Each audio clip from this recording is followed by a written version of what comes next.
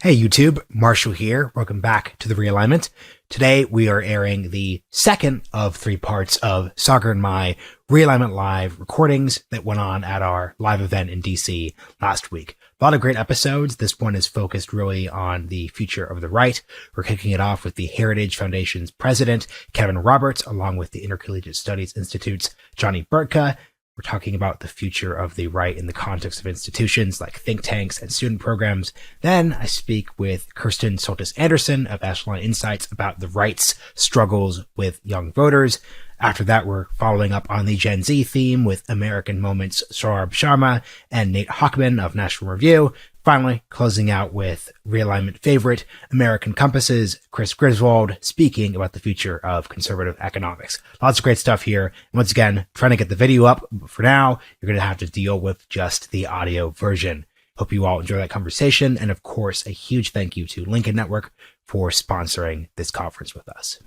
I'm joined by Kevin Roberts of the Heritage Foundation and of course, Johnny Burtka of the Institute for Collegiate Intercollegiate Studies. There are too many these aren't 3-letter agencies in terms of government. There are too many 3-letter think tanks. So that's the really phoned in apology I'll make on that. I want to start at the broadest level because the show is called The Realignment. We're focused on this idea of it. Everything is changing, everything is different. That's almost become such a cliche of it. And I now think it's actually helpful to ask the two of you, starting with you, Kevin, like, what is conservatism?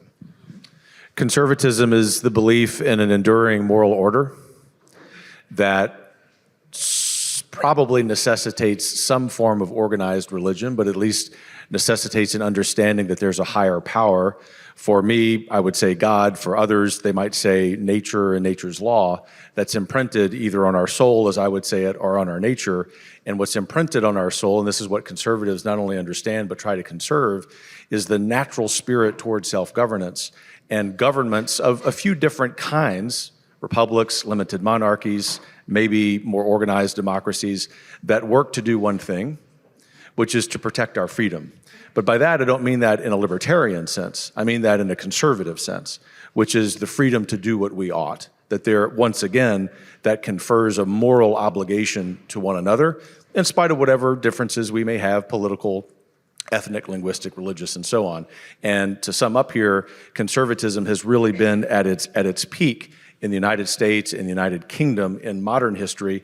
It may be at its peak in many different kinds of societies in the future, but always conservatism is something that's focused on conserving that enduring moral order. And one quick follow-up before I get to you, Johnny. What does it mean to be conservative then in an increasingly secularizing society? Exactly the same.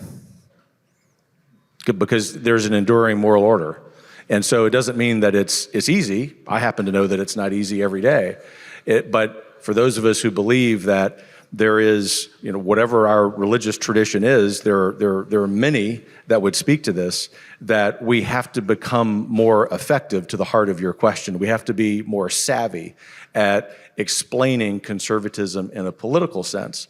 But because I happen to think that in most cases, politics is downstream from culture and society. There's certainly an interaction there that a lot of what conservatives in this increasingly secular society, even hostile society, have to do is spend less time focused on politics per se and more time on building the institutions in civil society like churches, Rotary clubs, Kiwanis clubs. I'm very much influenced, and Heritage is, by Robert Putnam's book, Bowling Alone.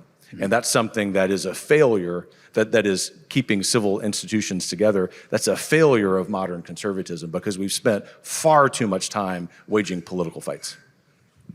Great, same 2 questions. To go whichever direction you want to take it. I mean, I would largely agree with Kevin's definition of conservatism. I'd go back to Edmund Burke and C.S. Lewis, sort of Burke viewing society as a partnership between the dead, the living, and the unborn. And C.S. Lewis talking about chronological snobbery, the belief that we came most recently. That doesn't necessarily make us right. We have to be in constant conversation with the great minds, the great ideas from throughout history. So I think of it more as a posture towards reality than a particular political movement. But I think in our American context, it certainly is defending the American political order and the broader kind of Judeo-Christian Western tradition that helped to shape that order. What do you think of Kevin's point that the right has been too focused on politics over civil society?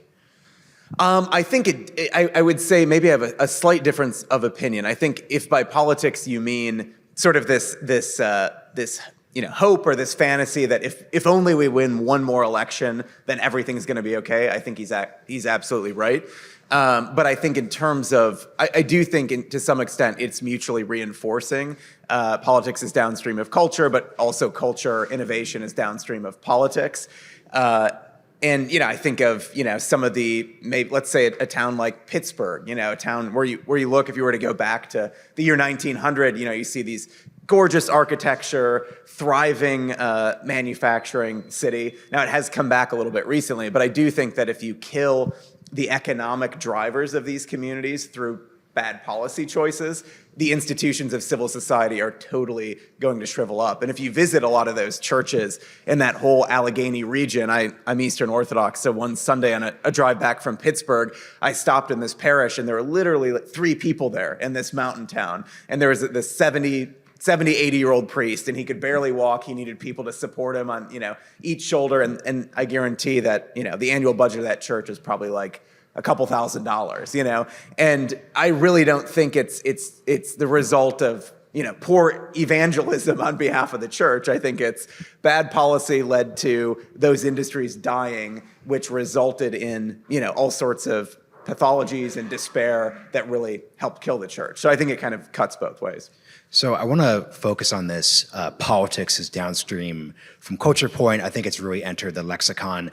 I'm curious how you think folks should operationalize that, because I think that now that we're, almost a decade into this becoming like a very, not conventional in the sense that you're boring me, but in the sense that this is something people talk about, what should folks do with that? Because some folks will hear that and say, hey, let's launch the Daily Wire and put out conservative movies, or hey, let's just exit the political space altogether. What should folks actually do with this phrase? Now that there's broad agreement, I think it'd be fair to say that there's truth to it. Well, thanks for that. They are mutually reinforcing, that is culture and politics. And I grew up on the Gulf Coast, so I've seen the river that runs through my hometown, Lafayette, Louisiana, flow backwards during hurricane season, which is to say that if politics is downstream from culture, sometimes politics flows upstream and affects culture. Or you can use Johnny's metaphor. The point is they're mutually reinforcing, and I would never say. In fact, I have argued vociferously against the following, which is not being engaged in politics. That's not what I'm saying. I'm saying that it's a matter, we got a finite amount of time as individuals, as organizations, as a movement, that we have placed too much emphasis on politics, especially in Washington, D.C. It doesn't mean that we should disengage from Washington, D.C. It means that we need to be a lot more focused on what's happening at the state level. But I think in the last half decade, the conservative movement has done that, and we're seeing the fruit of that now. As we sit here, the latest universal school choice bill was signed into law. The ink is barely dry in Iowa. That's going to happen several more times this spring. So just bear with me for 2 more minutes if you don't mind, because the point is that is a reflection of the conservative movement saying there's not a darn thing that's really going to happen good in DC politically the next few years, but we ought to have the supernatural hope that we can make it happen. But now the next thing is for conservatives to be focused on local government. Think of if we were sitting in this very spot 12 hours from now. Every one of us, when we left here, would be concerned about our safety. That is abhorrent in the nation's capital of the leading republic in the history of the world.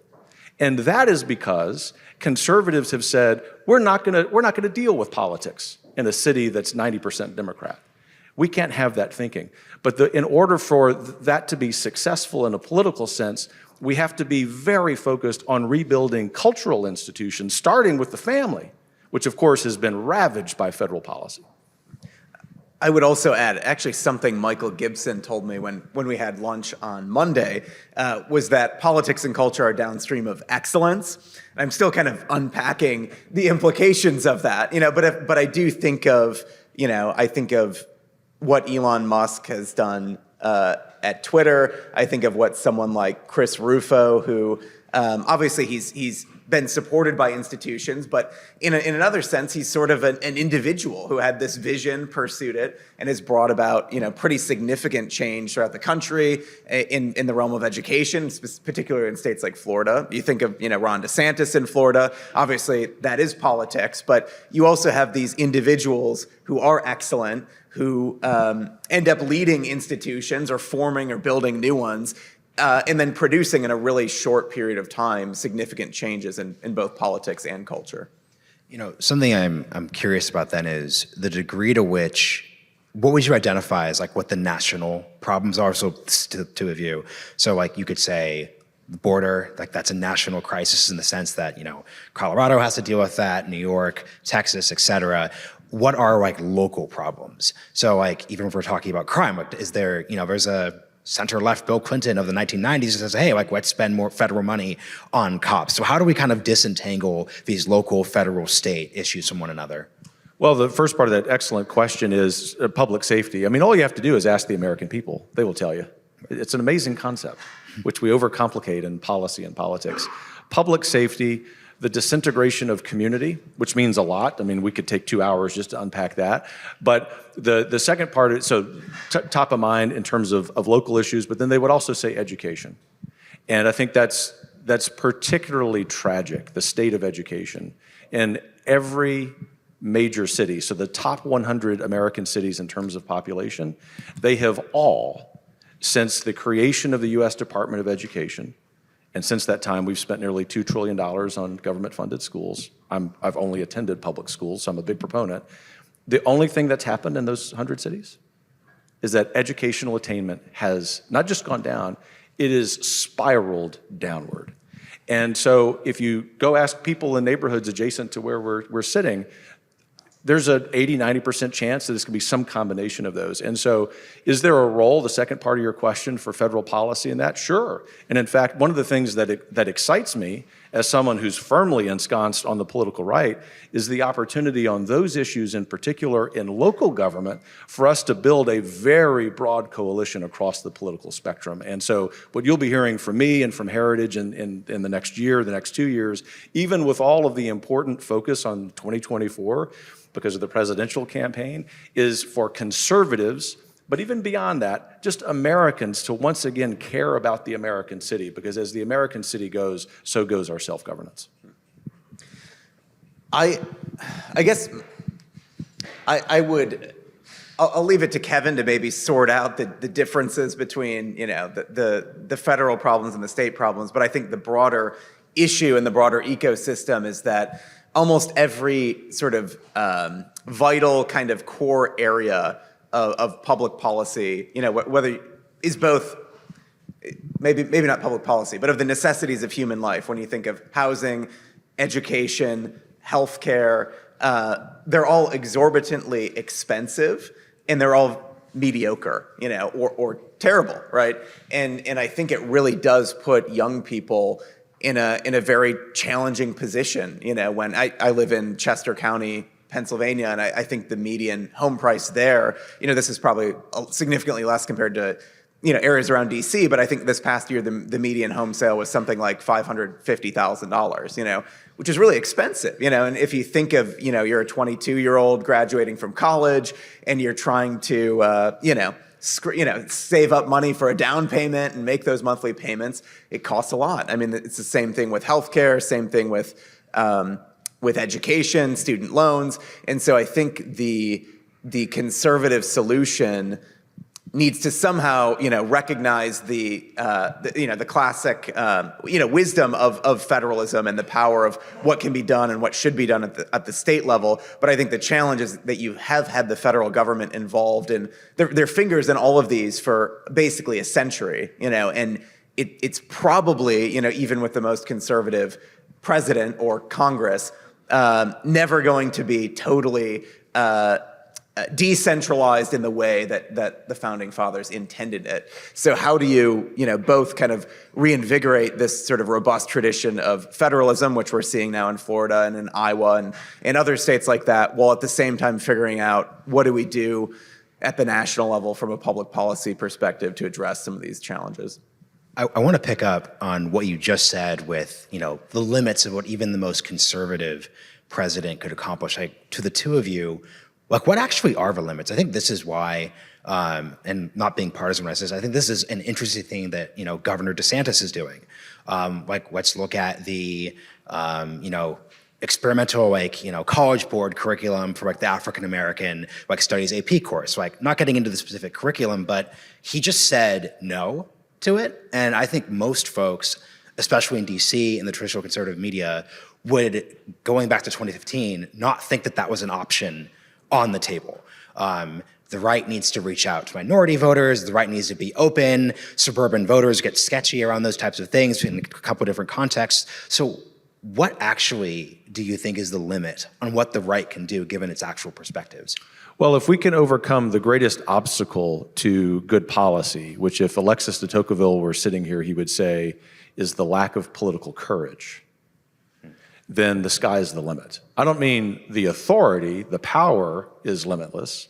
I mean that when conservatives have been in power, especially in this town, even when conservatives have occupied the White House and both chambers of Congress with comfortable majorities, that hasn't been often in our history, to be clear, but when that has happened, we've not seized the moment. And to be polite, I would just say they were tentative. To be slightly impolite on purpose, I would say that they were cowards. Because they didn't even begin to scratch the surface in wielding the authority that they had constitutionally in the ways that Ron DeSantis is doing. We often refer to Governor DeSantis as being Reagan-esque. He's far better than Reagan. And I love Reagan. At Heritage, we love Ronald Reagan, right? But if you compare what DeSantis has done in one term and 1 month in Florida with what Reagan did as governor of California, which was good, DeSantis understands what time it is in America. And your example of the African American Studies course is great. I happen to have a PhD in early American history with a focus on African American history, in spite of the fact that I'm obviously white. And so what DeSantis is saying is truth will always persuade people. And so go to the truth. And what did the College Board do yesterday? They acquiesced. It's an amazing thing what happens when conservatives grow a spine. And I would add to that need for courage and growing a spine, also sort of this competence, excellence, and even a sense of cunning, because I do think DeSantis, I don't think he's just charging headlong into every controversial issue. That's stupidity. That's not bravery. I think necessarily. I think he's kind of strategically approached things where he's picked fights that he knows that he can win. And once you start to rack up some victories, and also he's addressing, I think, very real problems that people, regardless of where you're at the political spectrum, say like, yeah, this is an issue, and he fixed it. He made it better. And so I think that then gets you the momentum, and then you can reach a little further, right? And maybe pick a fight you're not necessarily sure that you're going to win, but your momentum is going to carry you to that. And I think that's what he's starting to do now with the College Board and with some other things. Okay, here's a follow-up for you, Kevin. No PhD, Johnny, so we're going to take you out of this for a second. But Johnny's smarter and more eloquent, so you may want to ask him first. So yeah, Johnny, I'd be curious, as a white man without a PhD, and in the category for He's saying you have less privilege. How should Florida teach African American history? I thought you were asking Johnny. No, that's I was fine. excluding him by the nature of his background. Well, the way Florida has been teaching African American history is great. I mean, it's a vital part of the curriculum. They don't whitewash history. It's accurate history.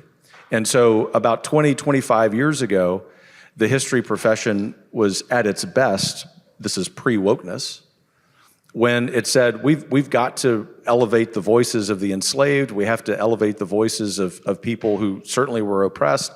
But you want to do that in a way that weaves a singular narrative about the American experiment.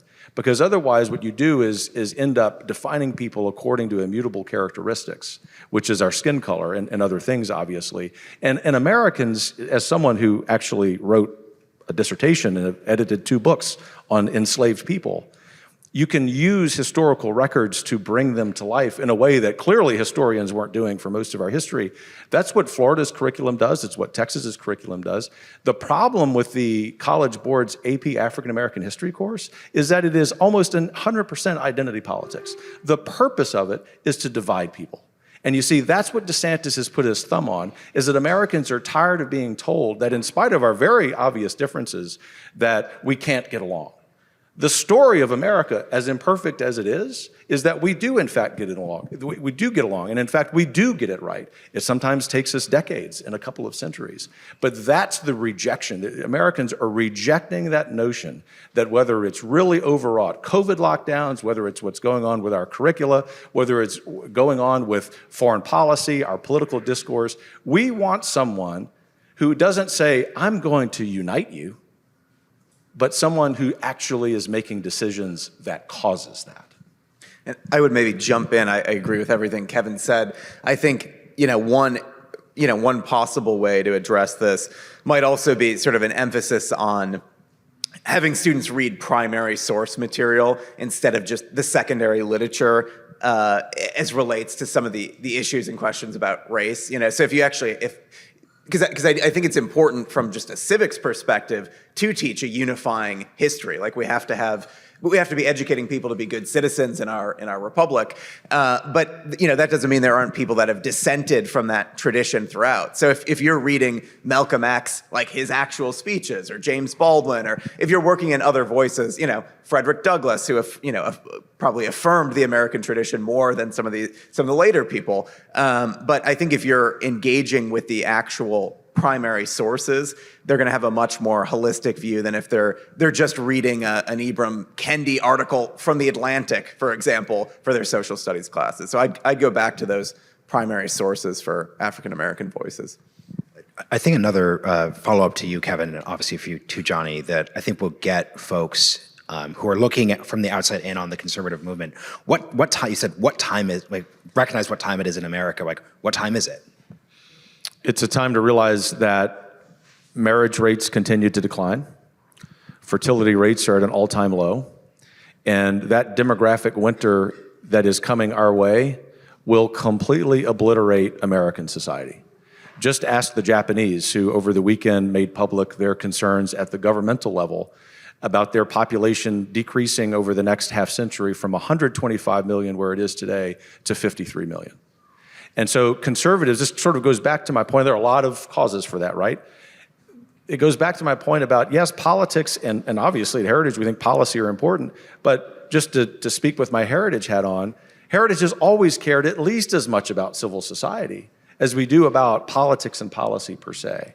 And so for conservatives to answer the question, I know what time it is, that doesn't just mean that we're going to wield power in the way DeSantis has, maybe in some policy areas the way President Trump did, but also, just as important as those things, that we're going to be engaged in local politics and revitalizing our community institutions. And let us be comfortable, to sum up here, that at the local level, we're going to be working with people as conservatives who have a different political agenda at the federal level. Let's check that crap at the door and let's go take back our American cities. What time is it? I mean, I think it's to Kevin's point about, crime in a city like DC, it does feel like, especially after 2020, like sort of almost everything has just kind of gotten crappy. It's just not the same. There's low confidence in institutions. We have $30 trillion in debt. Cities aren't safe. There's lots of, I think it's a very serious time. I think it's a time that'll make or break the future of our country. So I would just say that it requires both building local community and those, rethinking kind of big policy solutions. But I do think it is a time when, I think we'll be looking for great leaders to emerge to take on the crises that America is facing today. And I think especially the domestic crises against the backdrop of the threat from China, against the backdrop of everything happening with Russia and Ukraine. I also think it's a very dangerous time for the nation generally, and we are awaiting and looking for great leaders to emerge. I think your answers just kind of got at like the tension like around an issue like immigration. So for example, like the obvious center-left Atlantic response to your point about Japan is, yeah, it's too bad the Japanese weren't willing to like reconceive of themselves and allow more immigrants in. So how should the right think of the immigration question, especially when you're bringing up the context of birth rates, population, those different things? Well, I think you portrayed what the Atlantic actually has said about Japan very accurately, and they're wrong, which I know is not coming as a surprise for me, and it is because the nation state is more important than immigration. I'm very pro-immigrant. We're all immigrants by definition. Heritage is pro-immigrant. But before that, we are pro-nation state, particularly those nation states that come out of the tradition Johnny, not only today, but in his career, has eloquently advocated for, that emphasizes the rule of law.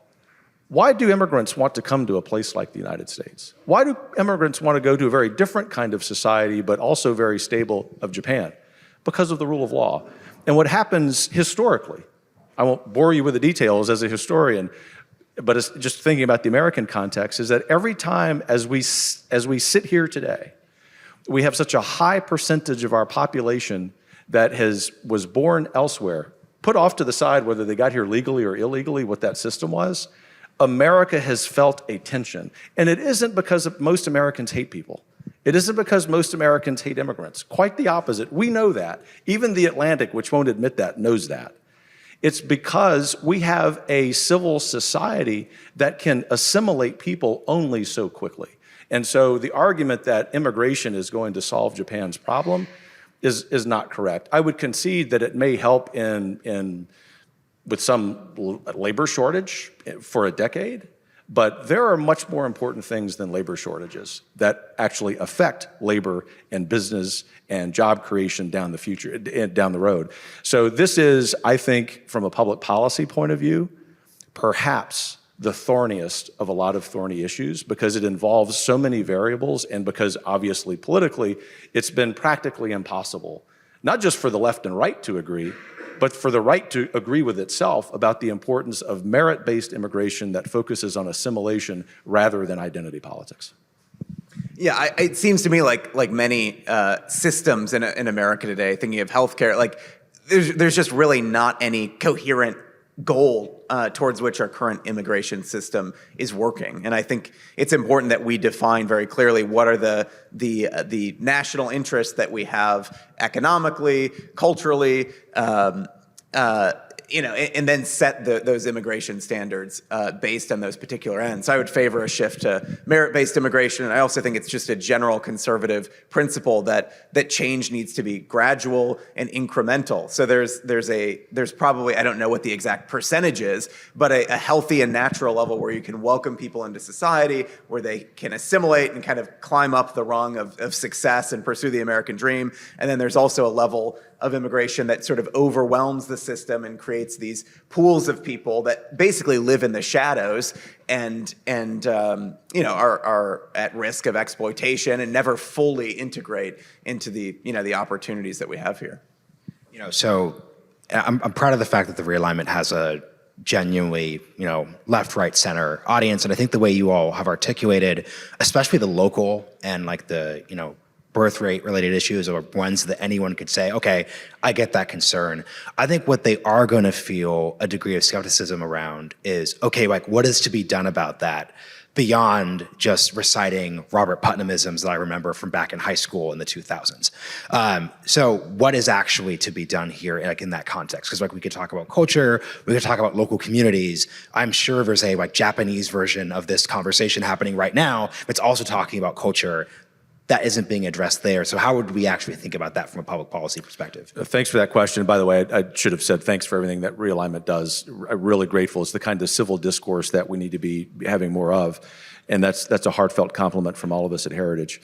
To get to the heart of your question succinctly, run for your city council, run for school board, be active in your neighborhood association. This is a very Burkean response. It's a very Aristotelian response.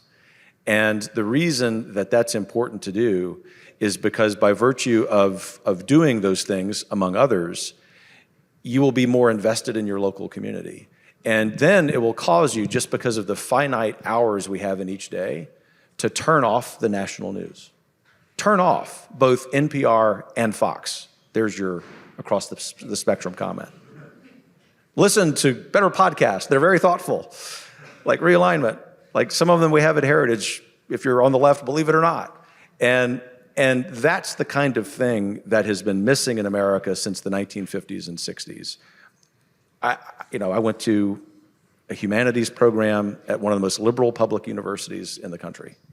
And I get along with a lot of liberals. I don't get along with others. But I think one of the reasons that's the case is because I've always been willing to be invested with them on local issues when we've lived together. Now, some of those have gotten kind of nationalized, with some of the cultural politics that divide us vehemently. But if we can put those off to the side and say, local politics is about community, then I think there is a tremendous opportunity for all of us, in spite of what I know is a variety of opinions in this room, to go work together. And Johnny, a follow-up on that to you then is you're working with students, you're working with ambitious, a bunch of people who I think very easily could come to DC, go to law school, et cetera, national ambitions. Like, what do they want to do? Right? Like, do you have students who are talking about, maybe city council, local races? How's that kind of working out for you? Yeah, I mean, that's a great question. My mind went to a different place than I think with Kevin's response. Yeah, answer both. So take it. Answer both. Yeah. So I mean, he would love for us to disagree. So I mean, my mind went initially to like all the problems that I think we have in the country and like how we should fix them. And I think we work a lot in higher education, and we're sort of operating as a counter university. So we're identifying the best students, at schools from Harvard and Yale to University of Michigan, Wisconsin, Stanford, Alabama, sort of all over the country. And, we're connecting them with mentors, with friends, and we're introducing them to the great books, the great ideas, and helping them to build a career network so they can pursue, opportunities in Washington, D.C., but they can also start companies. They can also start publications. They can also build new institutions that might help to reinvigorate things from the bottom up. And, we provide resources for them to do that. So that's how I think of it from a student perspective. But I do think we need to think more radically about, like, how do we disrupt the higher education model generally?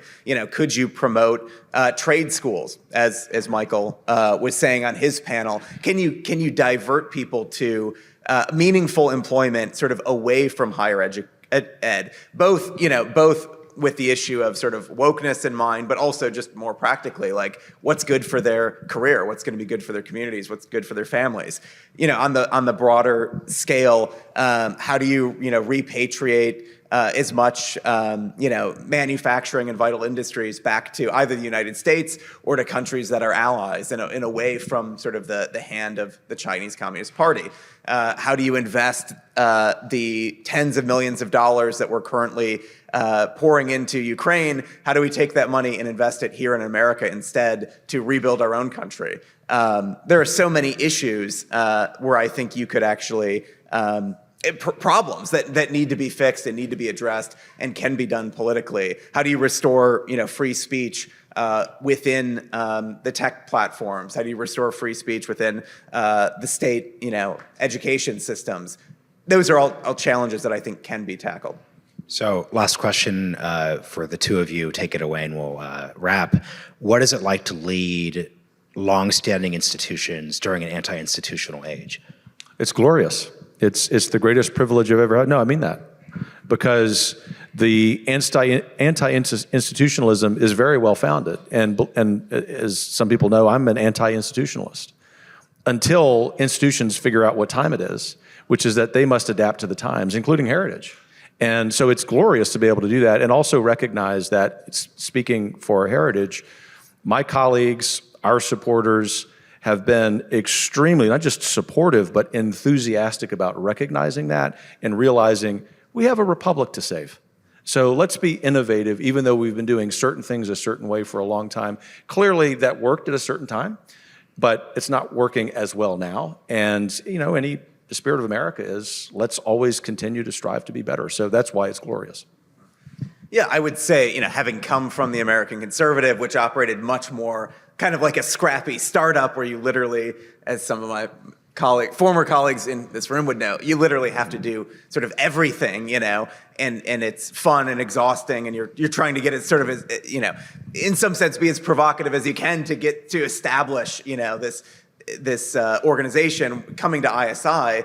As you said, it's a 70-year-old institution this year. And I think it's, the difference is that you have, people that have been on your board and have been involved with the organization for 50, 60 years, people who have vast amounts of wisdom and knowledge, who understand sort of where you're at as a 30-year-old leader of an organization, provide you the resources that you need. The great, the tradition of the conservative intellectual movement, sort of the great books from Russell Kirk, Robert Nisbet.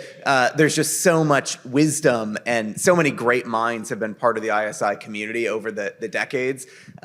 Thinking back to one of our recent homecoming events where you literally, at an alumni luncheon, you have someone who's in their 80s who was a former Secretary of the Navy, sitting with someone in their mid-40s who's the president of a state-based think tank, sitting with someone who's 23, who's doing the exact same program, the Weaver Fellowship Program, and you can bring together these generations. And there's something that's beautiful and inspiring about that pollination, and so cross-pollination between the generations. And so I think as thinking of ISI, both looking back to the past, drawing from our resources, but also bringing the institution to bear upon the challenges that we have.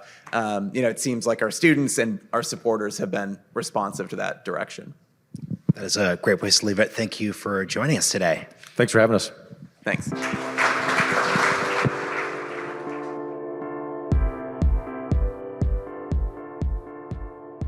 So for this next fireside, I'm with Kristen Soltis Anderson. We're talking about the right, the GOP, and young voters.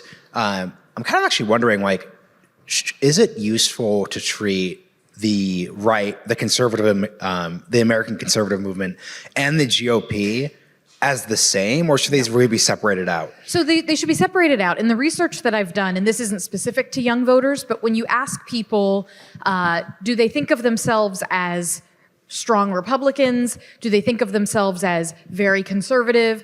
And then the third variable is, do you think of yourself as very favorable to former President Trump? And you create this Venn diagram. A little under 4 out of 10 Americans fit into one of those buckets, but a very small portion fit into all 3 of those buckets. So it is useful to think of them as not identical. But when I think about younger voters, oftentimes I'm thinking about it through the lens of party, in part because that's where we have the most concrete data on where young people are at, is when you look at election and election results. So the other question then is, Yuval Levin was doing his panel, and he was talking about how there's panic and then there's worry when it comes to a question of America's democracy and those type of questions. If you're looking from the voter issue from the Republican Party's perspective, are you worried or are you panicking? So I guess in some ways I've been panicking for 10 years, and so I've lost the ability to panic anymore. So for a little bit of background, for those of you who aren't as familiar with my work and what I do, I am a pollster. I have been in the polling industry for over a decade and a half. And it was actually around the 2008 election, when Barack Obama won over young voters by a 2-to-1 margin, that I began going, okay, well, it's on the one hand very good that at the time young people were old millennials, that we were getting engaged in politics. This is great. But what's bad is all of a sudden my friends are getting involved in politics and they're saying, how can you be a Republican? You seem so nice and normal. And that's worrisome to me. But I kept hearing, oh, well, it's normal. It's normal for young people to break so heavily. For Democrats, don't worry about it. And at the time I was in graduate school, and I looked back at historical data around voting in presidential elections and in midterms, and it wasn't always the case that young voters broke so heavily for Democratic candidates. And what was even more worrisome is, to the extent anybody was saying, well, this is just a one-off because Barack Obama is uniquely appealing to younger voters, things will revert back to the mean eventually, is that there's a lot of data that how people think about politics when they are young echoes throughout the rest of their lives. Now, we all probably know someone who started off thinking one thing and then had an aha moment and changed their mind. But in the aggregate, people don't change their minds that much once they get kind of out of their 20s and 30s. And so if Republicans didn't kind of make efforts to win those young voters back, that could lead to this ripple effect that you would see for decades. And that's a little bit of what we're seeing. So if you're just thinking about the millennial generation, they still vote leaning Democratic, even though now we're old. We're about having 40th birthday parties and, buying homes, having kids, doing all the things that Republican strategists said, oh, that'll definitely make them lean right. And then when you see for Gen Z, they are, in many ways, their political views are relatively similar to their older millennial brothers and sisters. Still very skeptical of markets, relatively sort of socially and culturally more progressive. And so for a variety of reasons, they're just not anywhere close to looking like kind of the Republican Party, particularly the Republican Party of the sort of pre-Donald Trump era. So when you're telling the 2008 millennial story through the lens of Barack Obama, I'm wondering how much is that about Obama and how much of that would have been the same if, like, let's say Hillary Clinton wins the Democratic primary and more likely than not also beats John McCain? Like, would you see the millennial story? Because you still would have had a 2008 financial crisis. You still would have had the Iraq War, the generational event. So actually, the way to frame the question is, how much of like generational voting choices are due to personalities versus like events and context? Sure. So some of it is, I think, former President Obama's election was an accelerant, but it was not the cause. And you can actually look back at the exit polls in the 2000 presidential election. Young people and their grandparents voted essentially identically. Young people split evenly between Al Gore and George W. Bush. Old people split evenly between Al Gore and George W. Bush. And you get to the 2004 election, and at that point you have the Iraq War that has begun to disillusion some young people. And there you see a little bit of a generation gap open up. But young people still break for, John Kerry by only, I think it was like roughly a 10-point margin. Not that big a deal compared to what we see nowadays. But if you actually look at the 2006 midterms, so at that point, Barack Obama has just arrived in the United States Senate, has not announced he's running for president yet. And in that midterm, young voters broke for Democrats by a wider margin than any individual age group had broken for a party. If you look back through a ton, exit polls just going back and back and back. So you began to see the signs of this breakup between my generation and the GOP at the time, pre-Barack Obama. The signs are there. But the 2008 election certainly didn't help.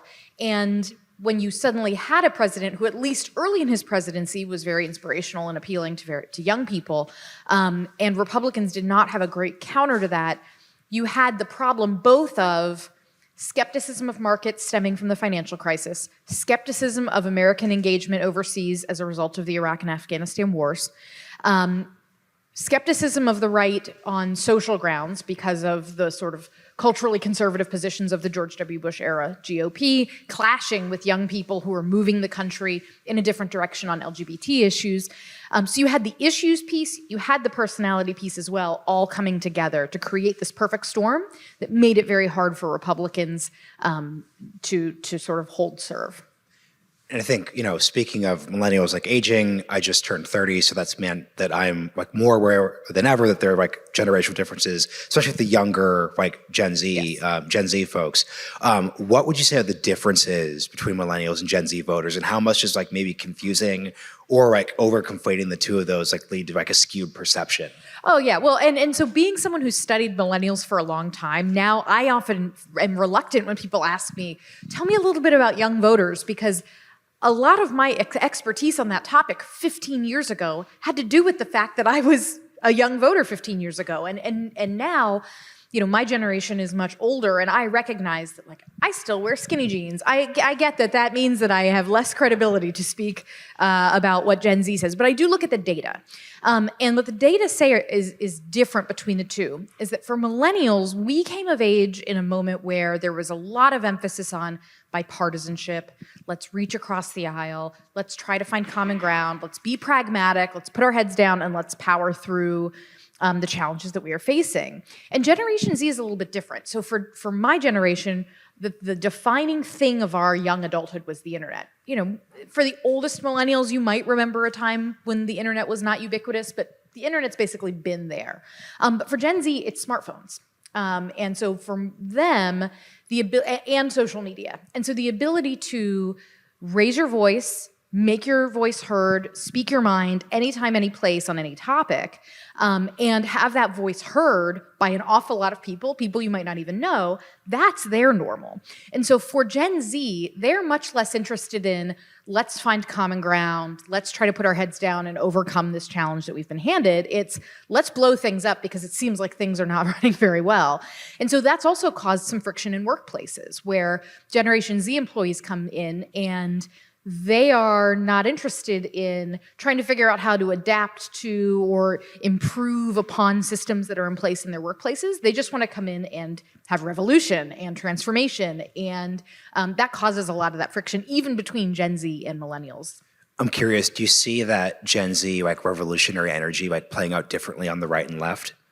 It's a good question. And in a way, I don't necessarily, I think there's more in common than is different, in that the goals are, there is to an extent a goal of persuasion, but there is a really big focus on sort of organizing and being loud and being the squeaky wheel, rather than on like, let's go try to find people and convert them, which I think there are pluses and minuses to that strategy, but I think that is something that unites sort of left and right Gen Z is total disgust with the systems and the way things are, which is something that millennials had too, but even more so, like turned all the way up to 11, and paired that with just, there's been such a decline in trust in institutions, even since the millennials first came on the scene, that there's no interest in like deference to what came before, or, you know, those who were, you know, purportedly authorities or so on and so forth. That has just eroded even further.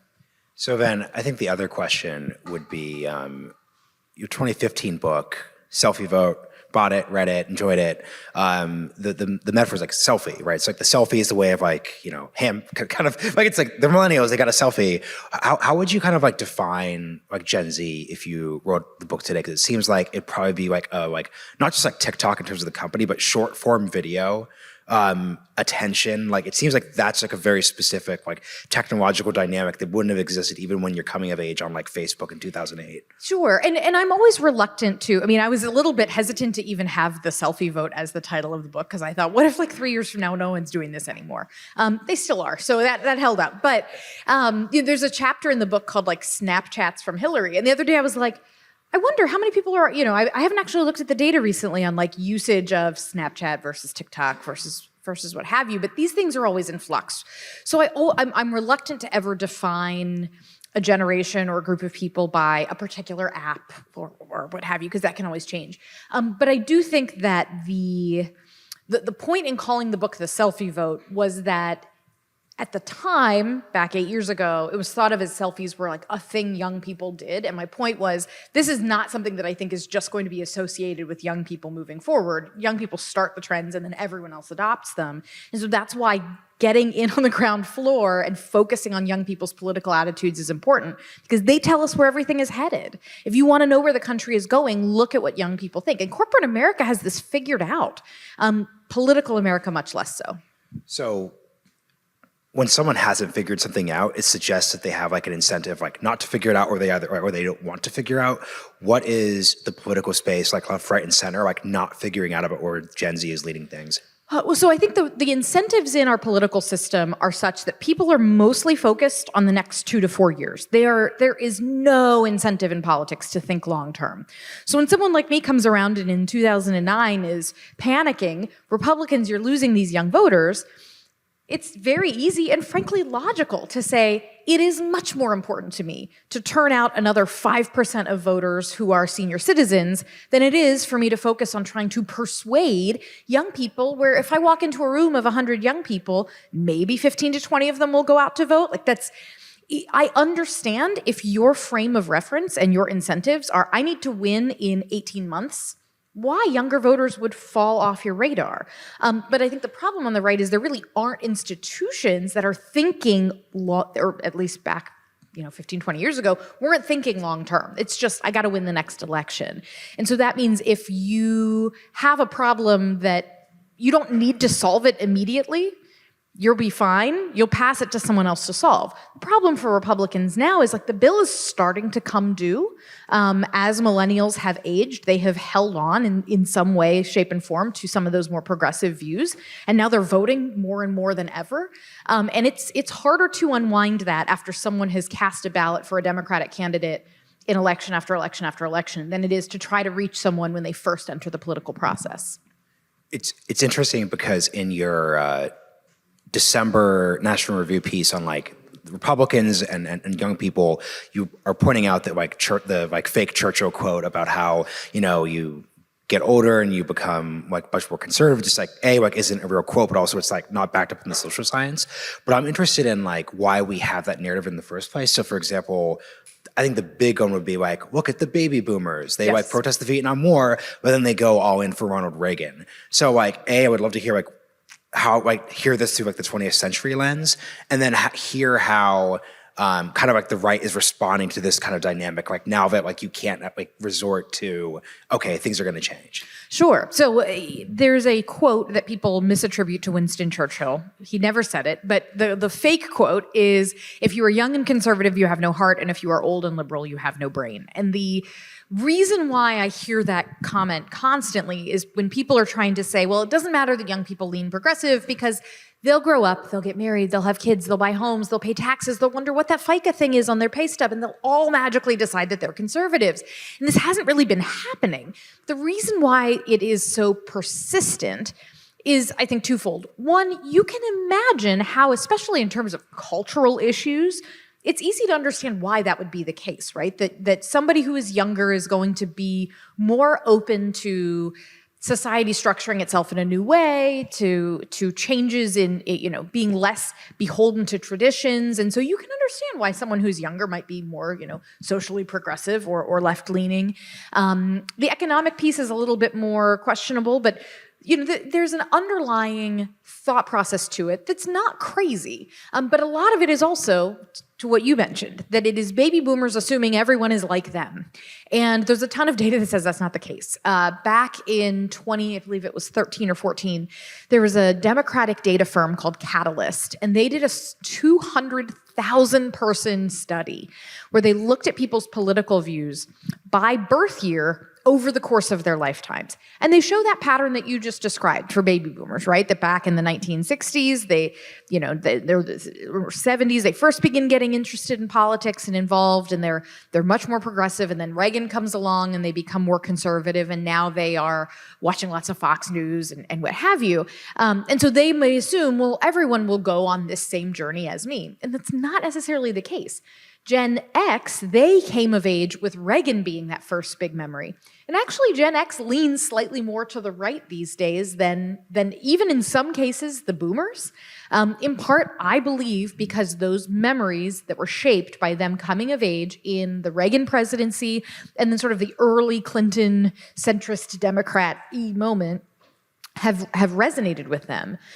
Meanwhile, for millennials coming of age during the Obama presidency, and then, you know, for Gen Z coming of age in the Trump presidency, those leave a lasting impact on how you view things.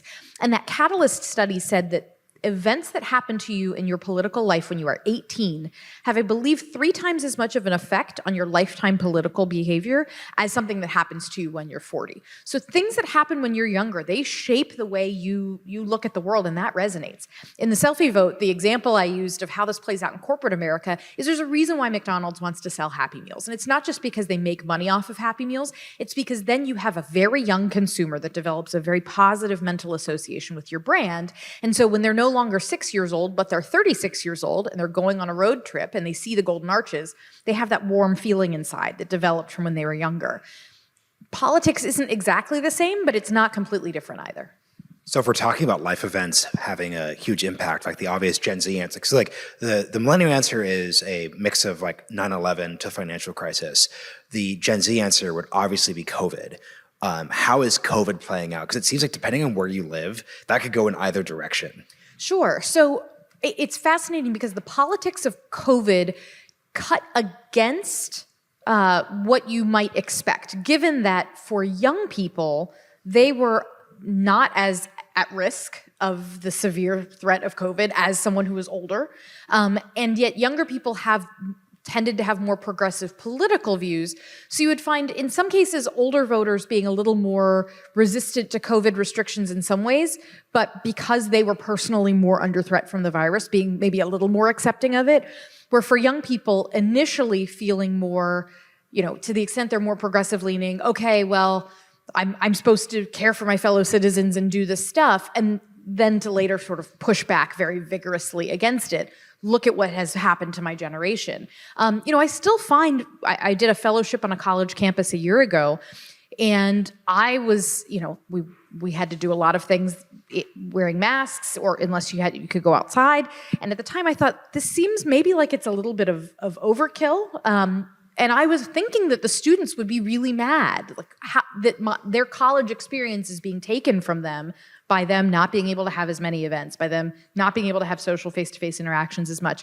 And I didn't see as much of that as I was expecting. Now, it could be that it's a more progressive-leaning campus, or I was speaking more with progressive-leaning students, but I in some ways saw much less resistance to COVID. I saw much less resistance to the sort of COVID mandate and et cetera regime than I would have expected, considering the cross currents of who's most affected by the disease. Hearing that, what I immediately kind of wonder is a generational event just something that happens, or is it something that you develop a reaction to over time? So for example, if we're telling the story of US foreign policy, we'd say look, millennials, Gen X, Zoomers, they're responding to the forever wars and how they were bad.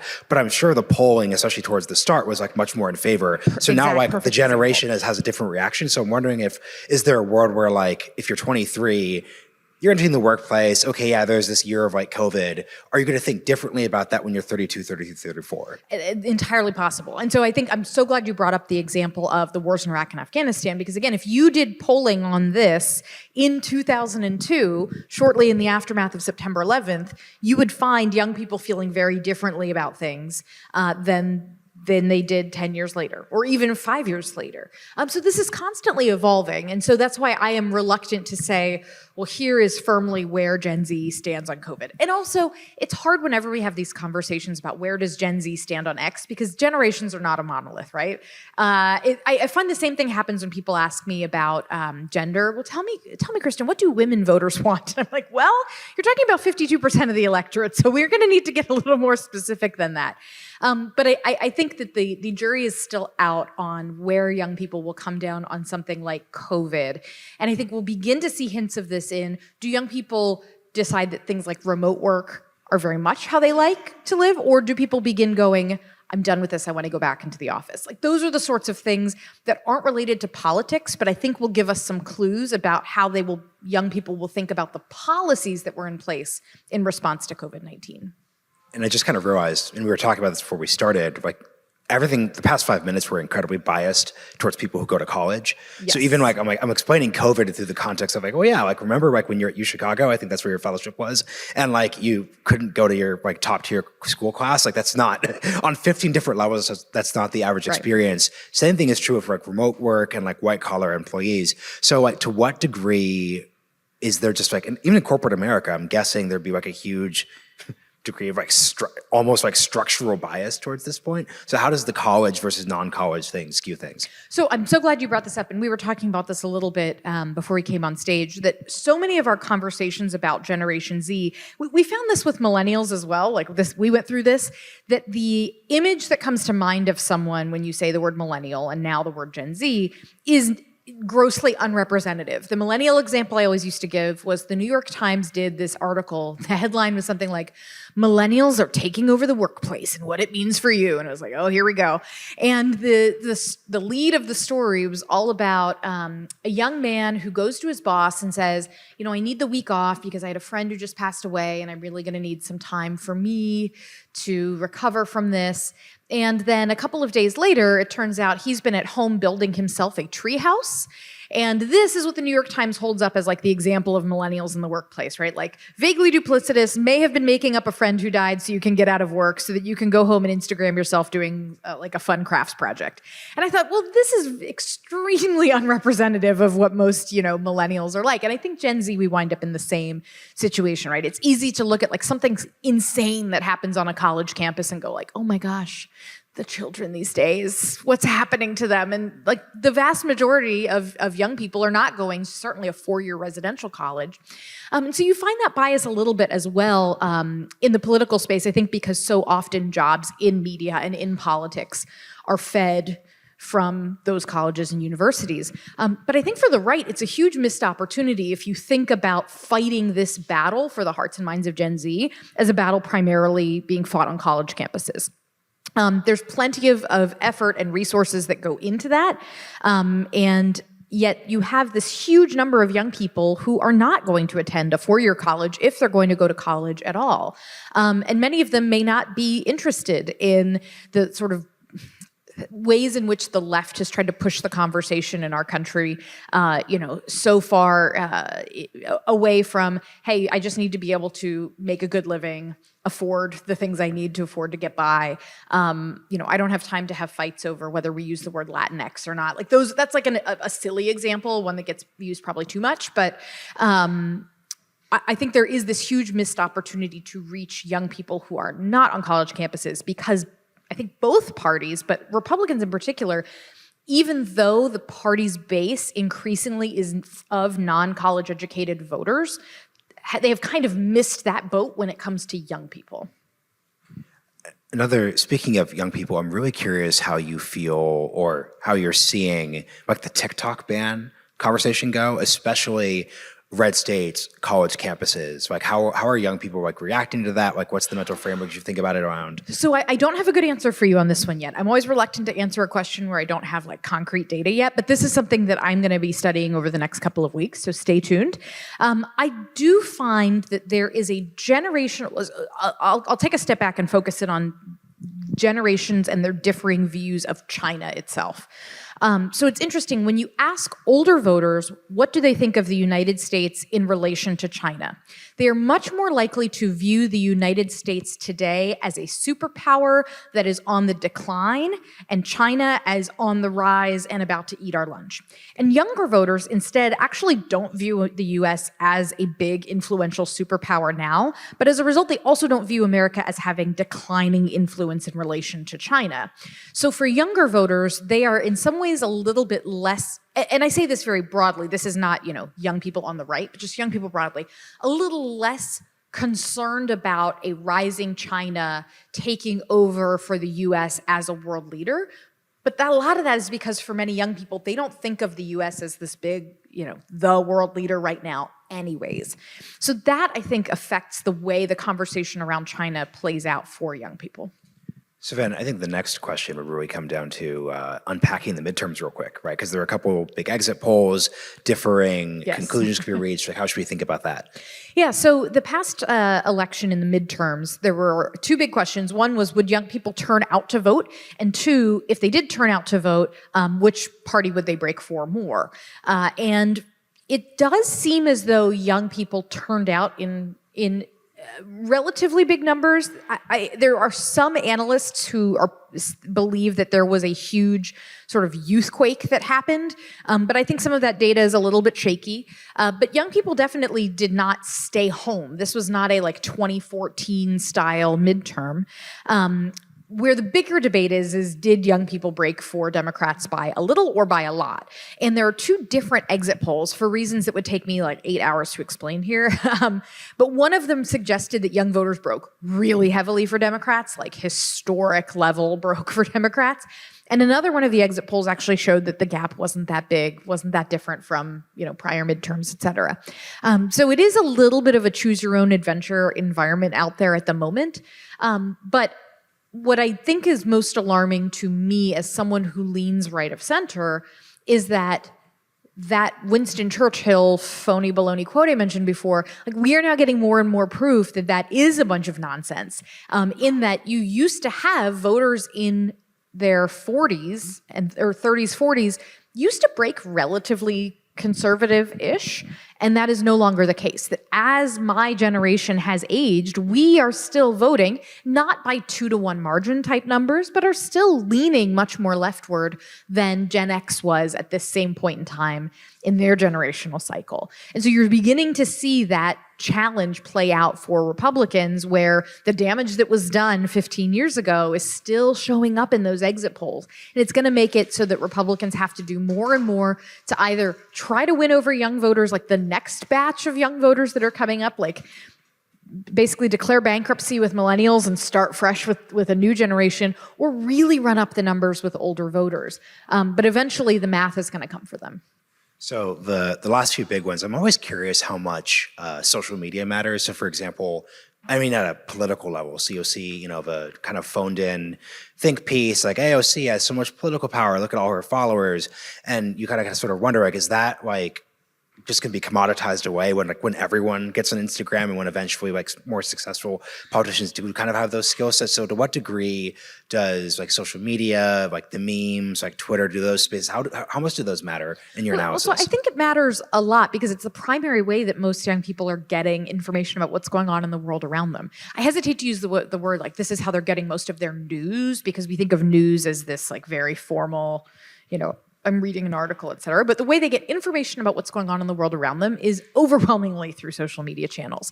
I do think that a problem that the right runs into, and that Gen Z conservatives are getting better at, but is you have to be, I think, native to some of these platforms in order to do it right. If you just parachute in, I am not on TikTok. If I signed up for TikTok tomorrow and attempted to become a TikTok influencer, I'm sure it would be horrific and cringeworthy, because I would be kind of learning, how does this platform work?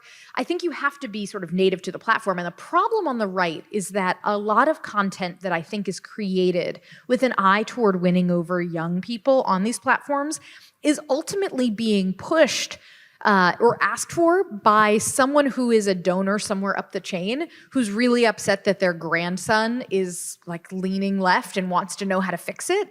And so the incentives are ultimately, yes, you're trying to reach young people, but you're also trying to give this baby boomer something that they can then share on Facebook, and that they think is what the kids want, but may not actually be what the kids want. And so I think there's that tension, right? I think that there needs to be more of an effort on the right to actually put the microphone in the hands of young people and let them do stuff that isn't ultimately intended to be for young people, but it's really for the old people who want to win the young people, if that makes any sense.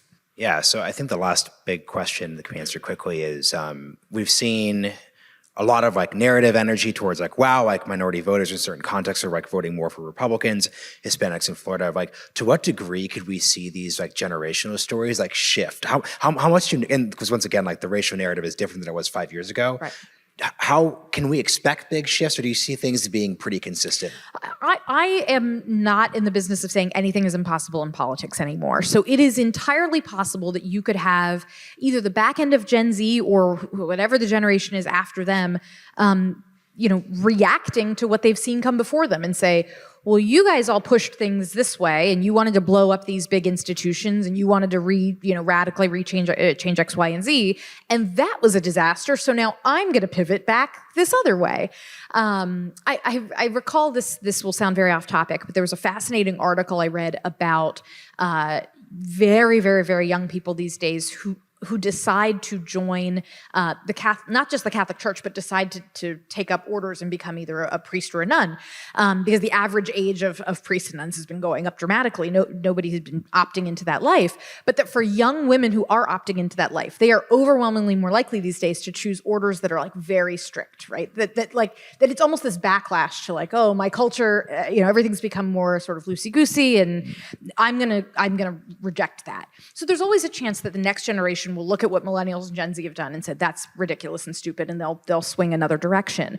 But I don't think that stuff necessarily just happens without there being sort of institutions and individuals and resources behind trying to make sure that when a tipping point begins, that there's resources there behind it to push that change. And so if there's suddenly going to be a generation that loves free markets or changes its views on any number of issues.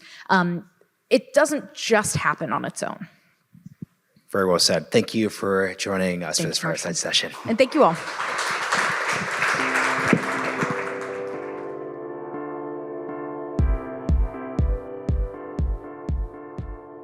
Hey everyone, welcome to the most uncreatively titled Gen Z panel. But also needs to be a panel that's more than decently self-aware. Firstly, we have Saurabh Sharma, who has a good taste in boots and a good taste in jackets. But no tie.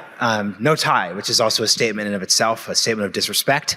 Nate, by contrast, has less nice shoe choice, but respect with the tie. Nate is a writer with National Review, very, very prolific, and Saurabh is the leader of American Moment, which is basically the leading. How would you describe? Because I don't want to make it sound like you're doing like the Gen Zs talking to the olds. Like, no, all my people are incidentally young. It's my job to make sure that people who believe the things that we talk about at conferences like this actually work in Congress and presidential administrations and in think tanks. Yeah, because this is if I'm going to critique my millennial generation, there were one too many like millennial leadership blank nonprofit X, Y, and Zs.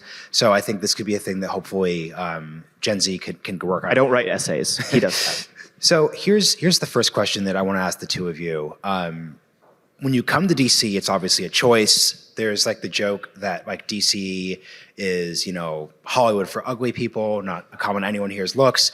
But it's just like the point that like, who are any of us, like who are you two specifically to sort of show up here and like build organizations and like write perspectives on how like the Gen Z right should approach politics? Well, if people on Twitter are to be believed, it's just controlled opposition. So, and really, this is the gathering of the controlled opposition. Saurabh's been looking forward to saying that all day. Yeah, that's right. Look, I think that politics is a lot more interesting now than it was maybe 15 years ago. One of the riffs that I go back to quite a bit is that my job is actually relatively easy now because politics is a lot more appealing if you're someone young with interesting opinions on things now than it would have been in, say, 2006.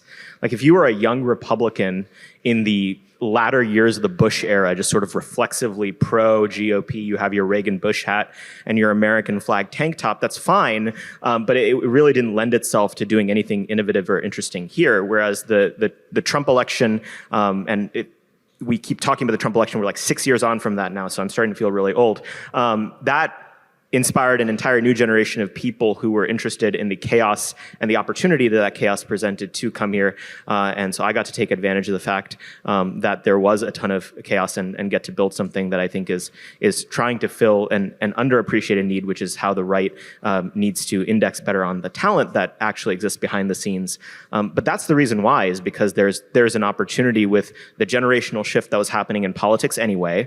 Eventually the boomers do have to die, and some of them are starting to do so. And so there's natural turnover happening, and making sure that that's an opportunity for not just taking all of their opinions and putting a fresh coat of paint on them, but actually having substantive and tactical alterations to the way the right goes about doing things. Yeah, to answer, who am I? I'm nobody, except people keep inviting me to speak on panels like this. So I figured I might. That's the proper counter. It's like, you put me here. But no, I mean, I'm a conservative, so I'm generally skeptical of young people, and I'm particularly skeptical of young people getting involved in politics. But I do think that young conservatives at the sort of politically engaged level, so not just in DC, but the sort of activists, writers, people like Saurabh, I don't even know how you categorize him, folks who sort of came of age in the last 10 years or so and came of political consciousness, do have a sort of specific insight into a lot of the kind of tumult and energy on the right now. And there is clearly, anyone who spends any time in conservative circles in DC knows this, there is clearly a particularly potent militant mood on the younger end of the conservative spectrum. And it's not unique to the younger end of the conservative spectrum, and it exists across sort of various different generational divides within conservatism, and certainly within the Republican base. But in that sense, I think, when Trump was elected in 2016, there was a whole lot of soul searching in DC conservatism. And I think some people reached the right conclusions about what 2016 in America first meant. And a lot of conservatives partially because of motivated reasoning, partially because they weren't paying attention, didn't reach the right conclusions. And I think if you are a young sort of person who is conservative-minded and you spent time in left-wing institutions like a college campus over the past 5 or 10 years, the militant mood that I think Trump legitimately represented makes a lot of sense to you. And the kind of American carnage vision he was articulating makes a lot of sense to you. So in that sense, again, while I'm reiterating that I think young people are generally not people who should be in positions of political leadership, I do think that young conservatives have a particular insight into the state of the country and the urgency with which a lot of the issues that Republicans have taken an interest in recent years actually requires. Something I'm interested to hear from both of you is kind of the anti-institutionalism of the Gen Z right. So I'm 30 years old. 10 years ago, if you're a Republican and you're in college, you just join the college Republicans. I don't even hear about the college Republicans anymore.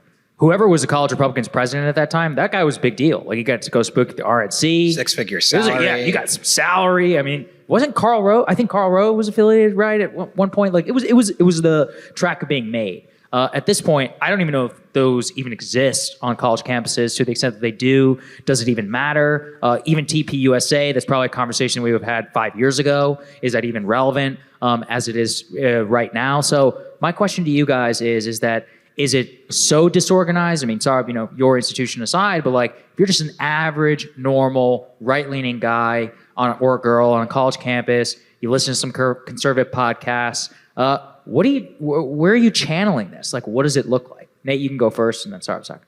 Well, one place you're channeling it is in group chats and in an anonymous Twitter account. I mean, I'm not totally to make it too biographical. I'm not. Yeah, right. I'm not totally like joking though. I mean, I do think obviously the sort of digital technology now is a total game changer, and it has intersected perfectly with the fact that young conservatives obviously are increasingly ghettoized on college campuses. Obviously, college campuses were always notoriously left-wing, but the speed with which the Overton window has moved left and the aggression with which sort of dissent is persecuted, this is not sort of unfamiliar to anyone, it's a very familiar conservative narrative, has left a lot of young conservatives, particularly those on college campuses, without an outlet.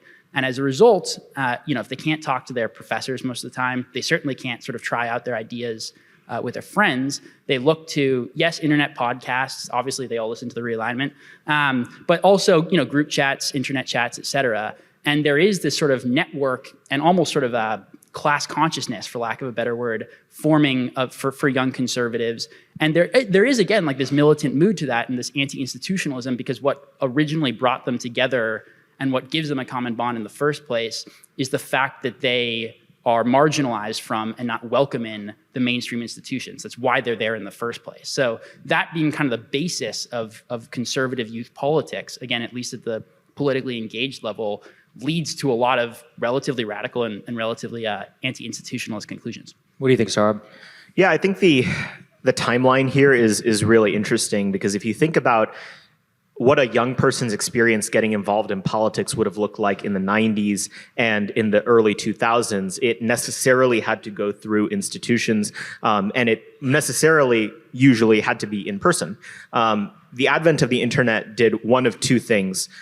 One, because of time, the interests of young right-wing people became less and less attached to the interests of institutions in places like DC or other metropolitan areas that purported to champion conservative interests or right-wing interests. And then two, the internet made it so that there was this entire new place where people could organize and an entire new set of leaders, often influencer types that were untethered to any institution that they actually look forward to.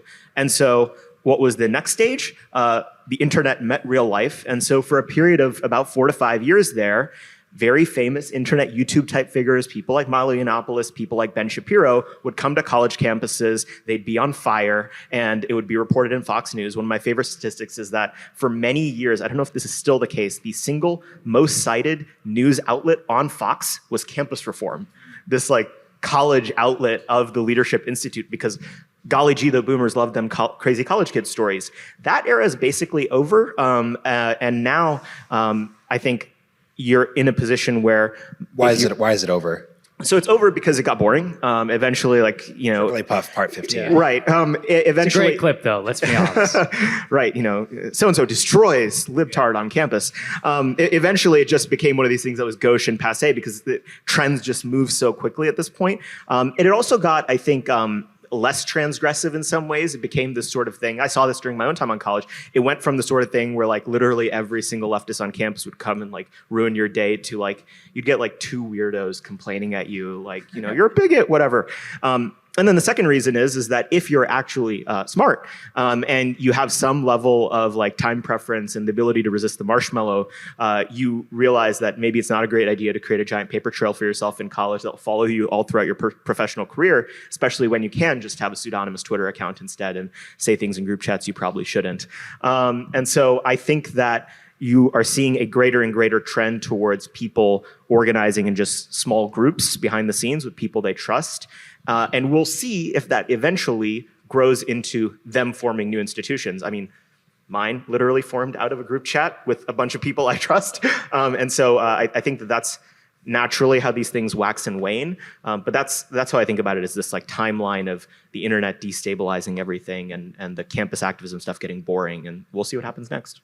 I want to be very exact with this point because it's interesting that this conversation is so college-centric, and that's not to any of our discredits because the nature, like you said, there was a literal media industrial complex around elevating what was happening on campus to the height of the young right, but we all know education, polarization, so it's more likely to be your average college Democrat's probably much more representation of that coalition than a college Republican is, even at a Southern state school.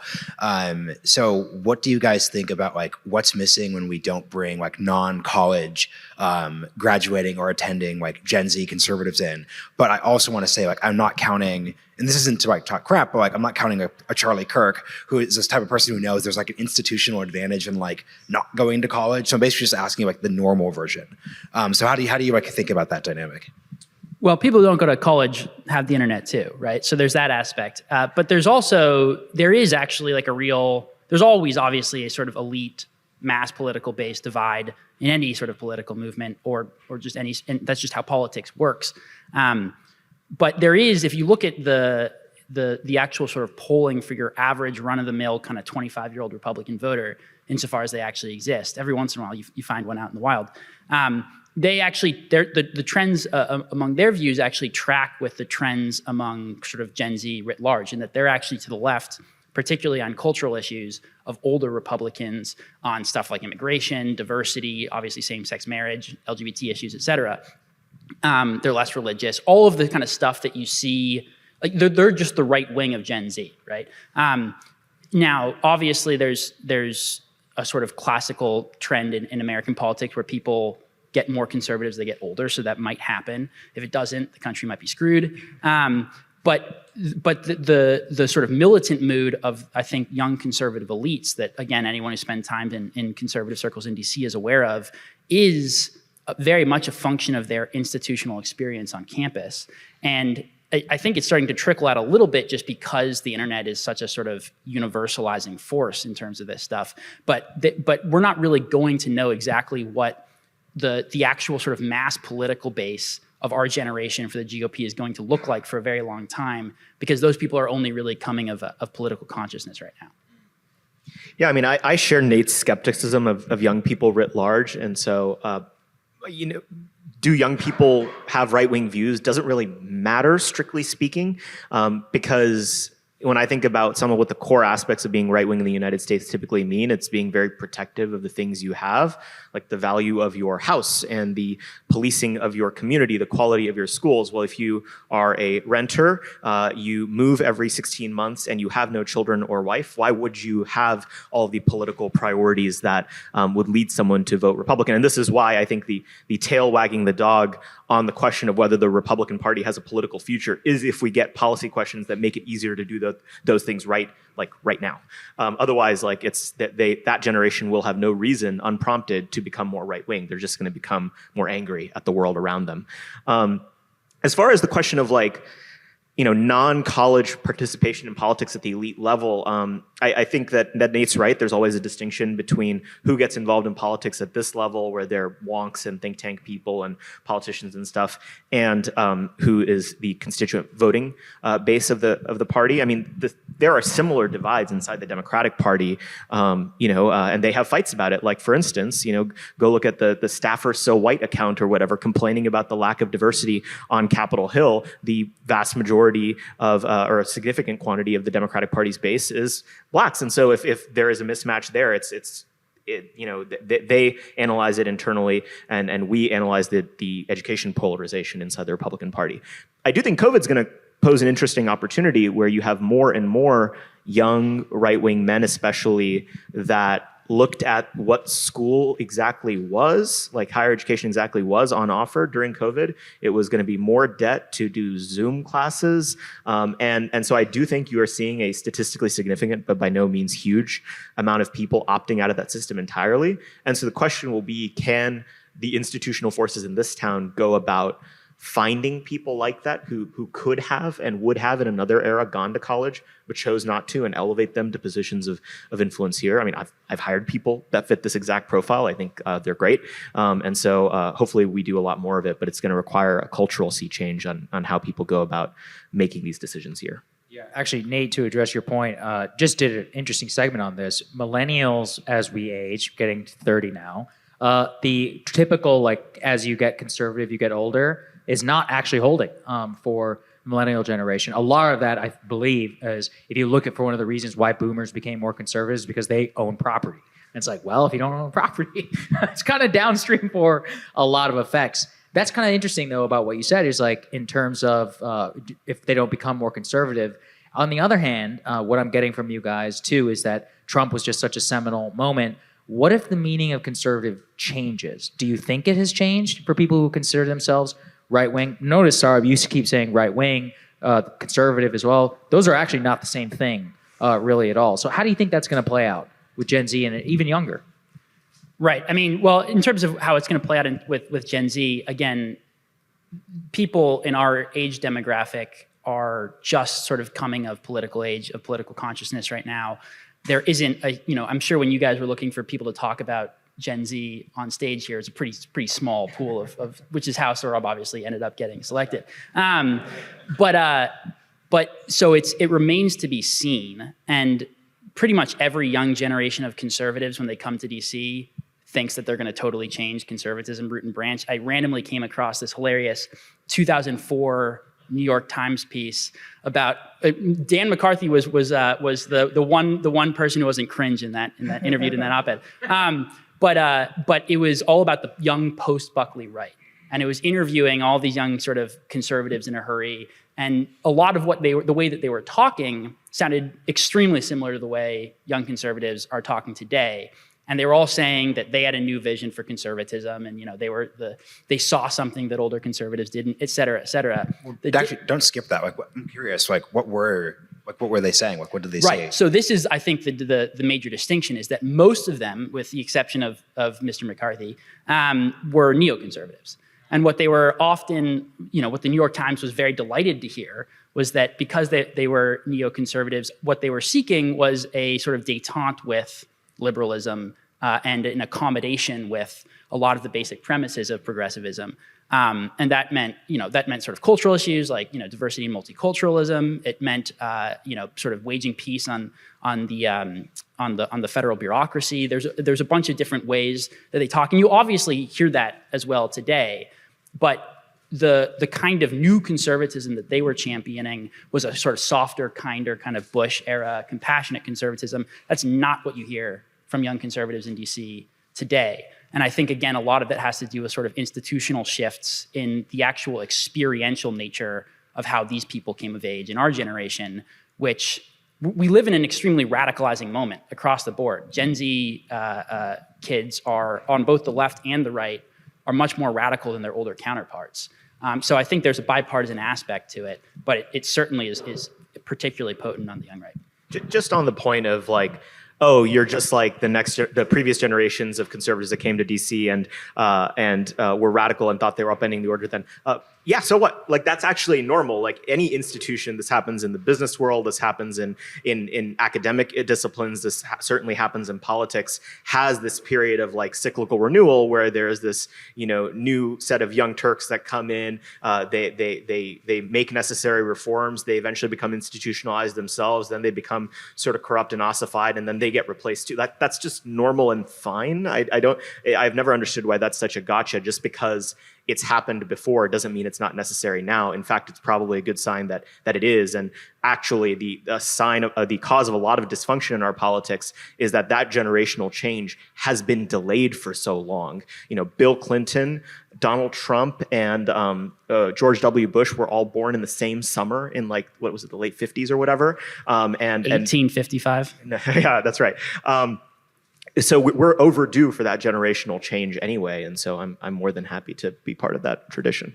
The thing that I'm curious about, and this kind of is a response to the Kirsten Soltis Anderson panel, and just like the point Saagar made about Gen Z just following the trend of like leaning to the left. Like, what are you guys, not personally, but at a movement level, going to do about it? Because I think this is where like the onlineness becomes like problematic.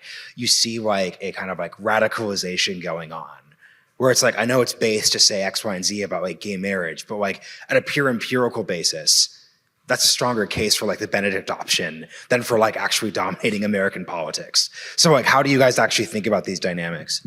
Yeah, I mean, the thing that I always like to say to people about that is, the distinction between what's politically popular and what you believe is right to do only matters as much as you decide it needs to matter.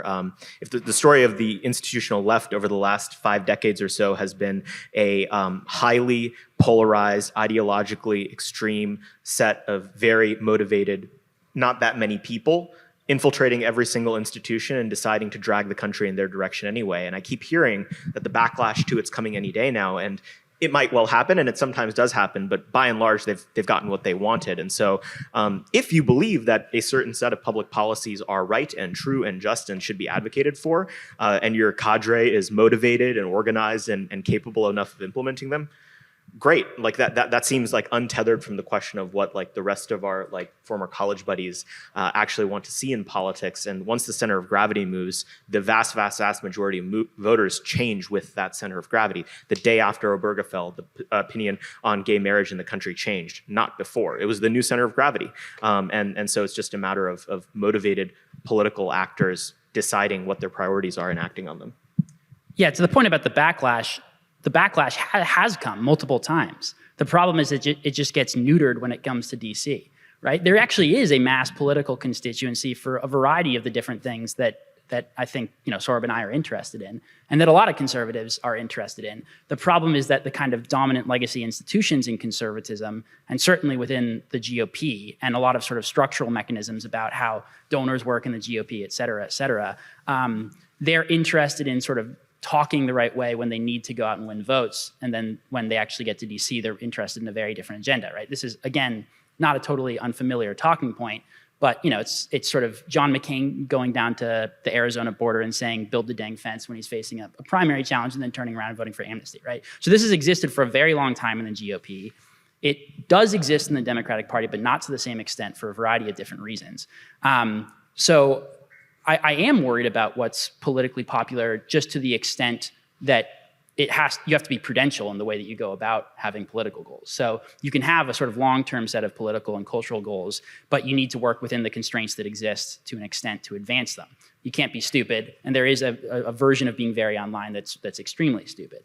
But the sort of the ethos, I think, of a lot of the young conservatives who are or aren't online is very much in touch with real world material dissatisfactions and sort of problems that Americans have. And no trope in politics, and this is particularly potent on the center right, bothers me more than this idea that the culture war is sort of beneath us, right? The serious issues are corporate tax cuts and occupational licensing reform. But anyone who cares about whether or not your 9-year-old daughter is going to get turned into your 9-year-old son, is sort of just catering, throwing red meat to the base. Actually, that's something where the American people are with us, probably much more than corporate tax cuts. And I would like to see Republicans starting to actually talk and act like that.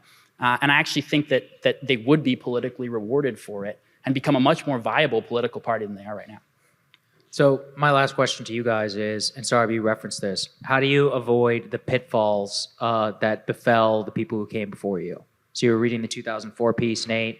You're looking back on that. Every new generation comes here. Most of them get bought off or leave because they think that it's just not worth it. And it's just frankly more rewarding to go work in a private enterprise. So what do you think, and the advice would be not like to yourselves, let's say in 5 years when a similar pivot point comes, how are you going to avoid those? So this is my opportunity to talk shop. The marketplace of ideas is basically fake. It was invented in the 1960s to sell magazines. And what I mean by that is that the political right in the United States for the past 60 years or so has been very, very focused on the marketplace of ideas. And the idea is if we have the best ideas and the most refined arguments, that will win. And because academia is so closed off to people of a conservative temperament, a lot of them need something else to do with their lives. And so they come here and they become our think tank scholars. And then there's no jobs left for the think tank scholars. So they become campaign consultants. And there's no jobs left for them. And so they become the Hill staffers. And so we have this complete misalignment across every stratum of how an effective political movement would actually allocate resources and talent.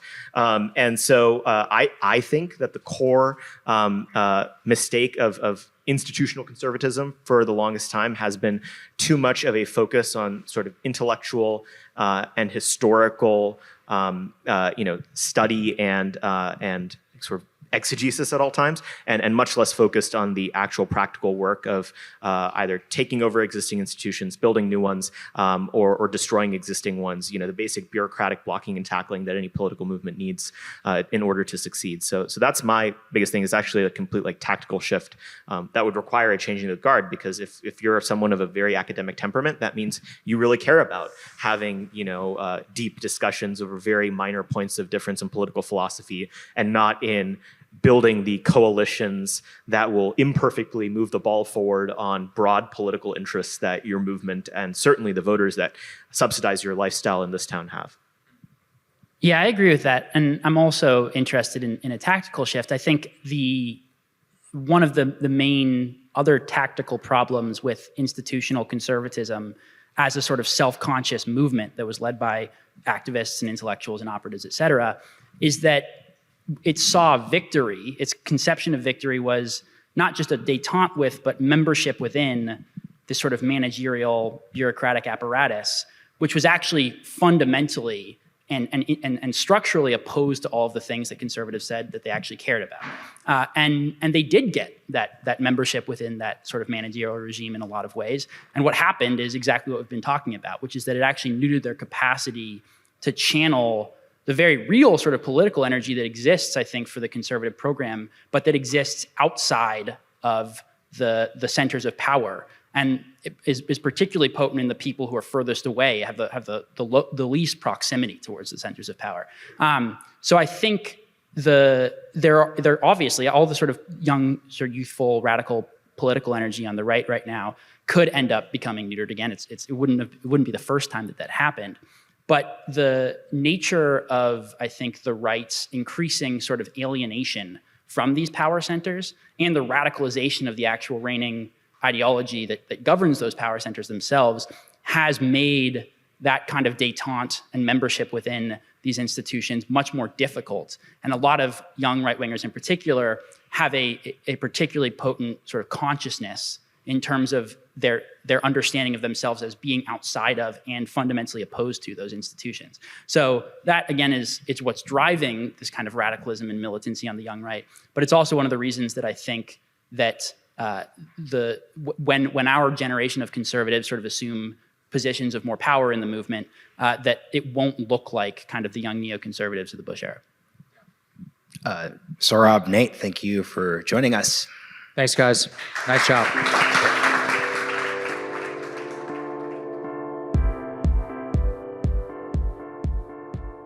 Hey everyone, we are joined by Chris Griswold of American Compass. We've had a long-term relationship with American Compass. I didn't know we were that serious. Man. We were, Yeah, it's been fruitful, I think. Oren was one of our first guests on the show.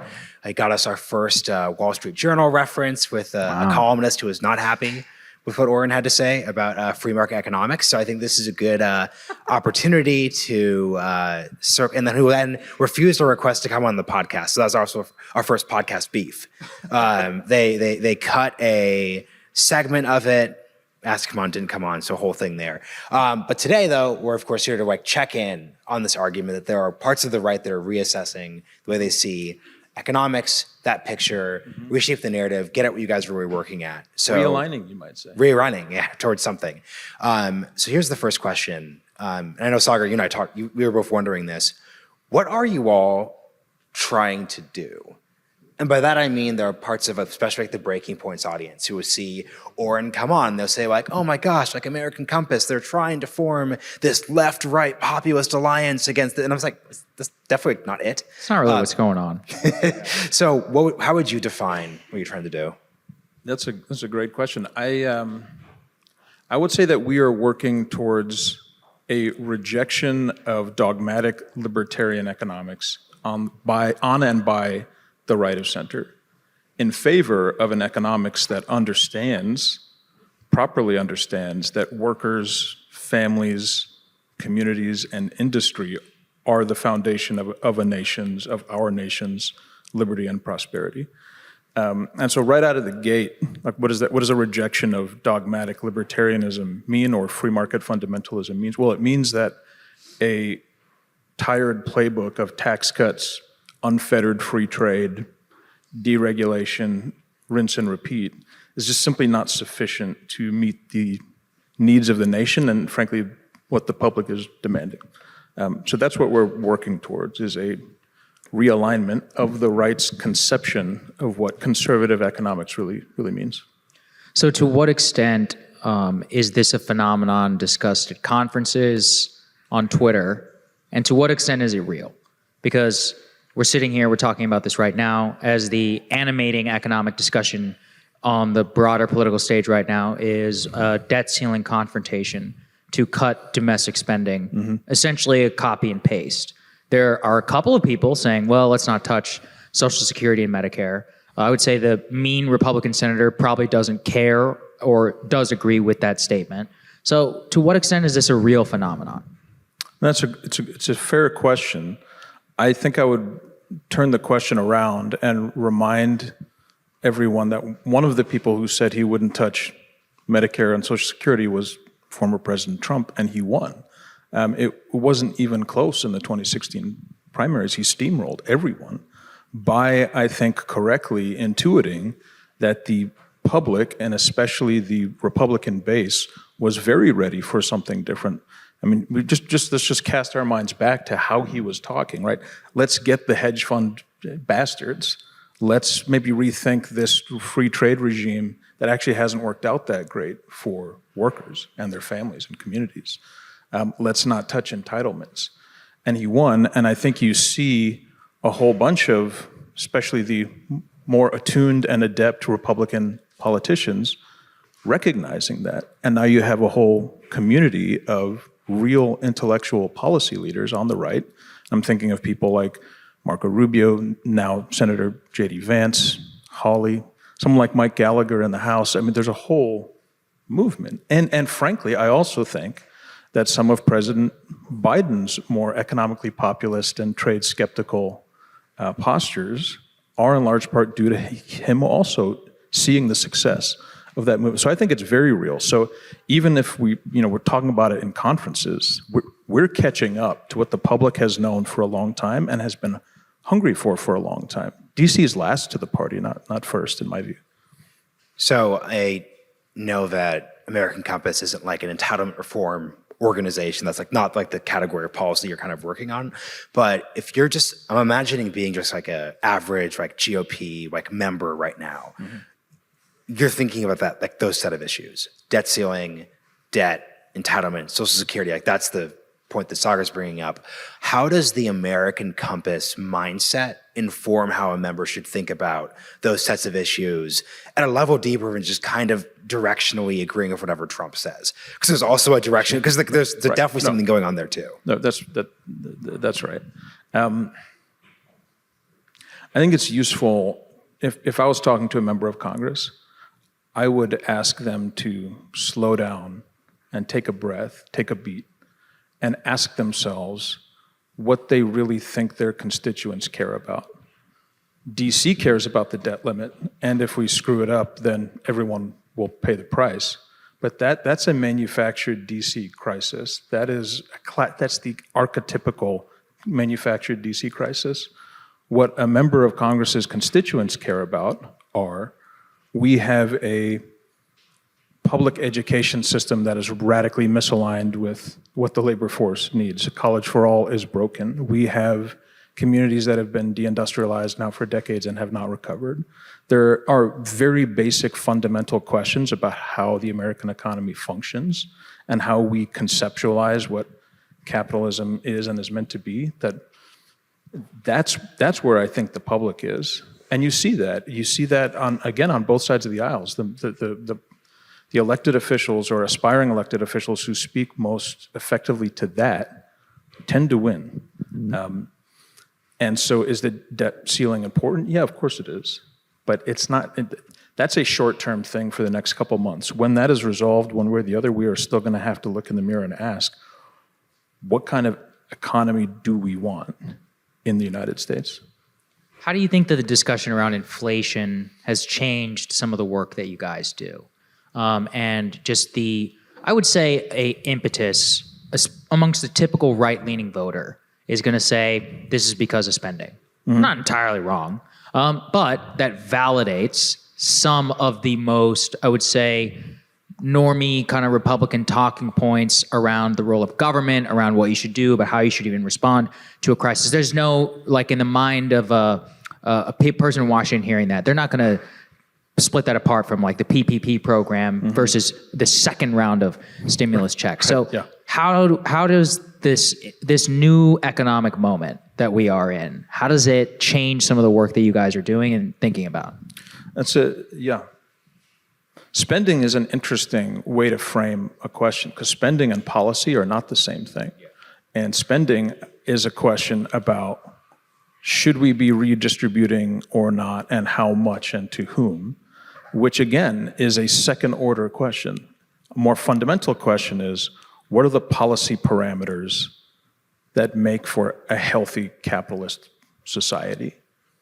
Get that right, some of those questions become less urgent in my mind. And we can talk about some of the kind of principles that we use to think through that, what we think that means. But that's how I would answer that question.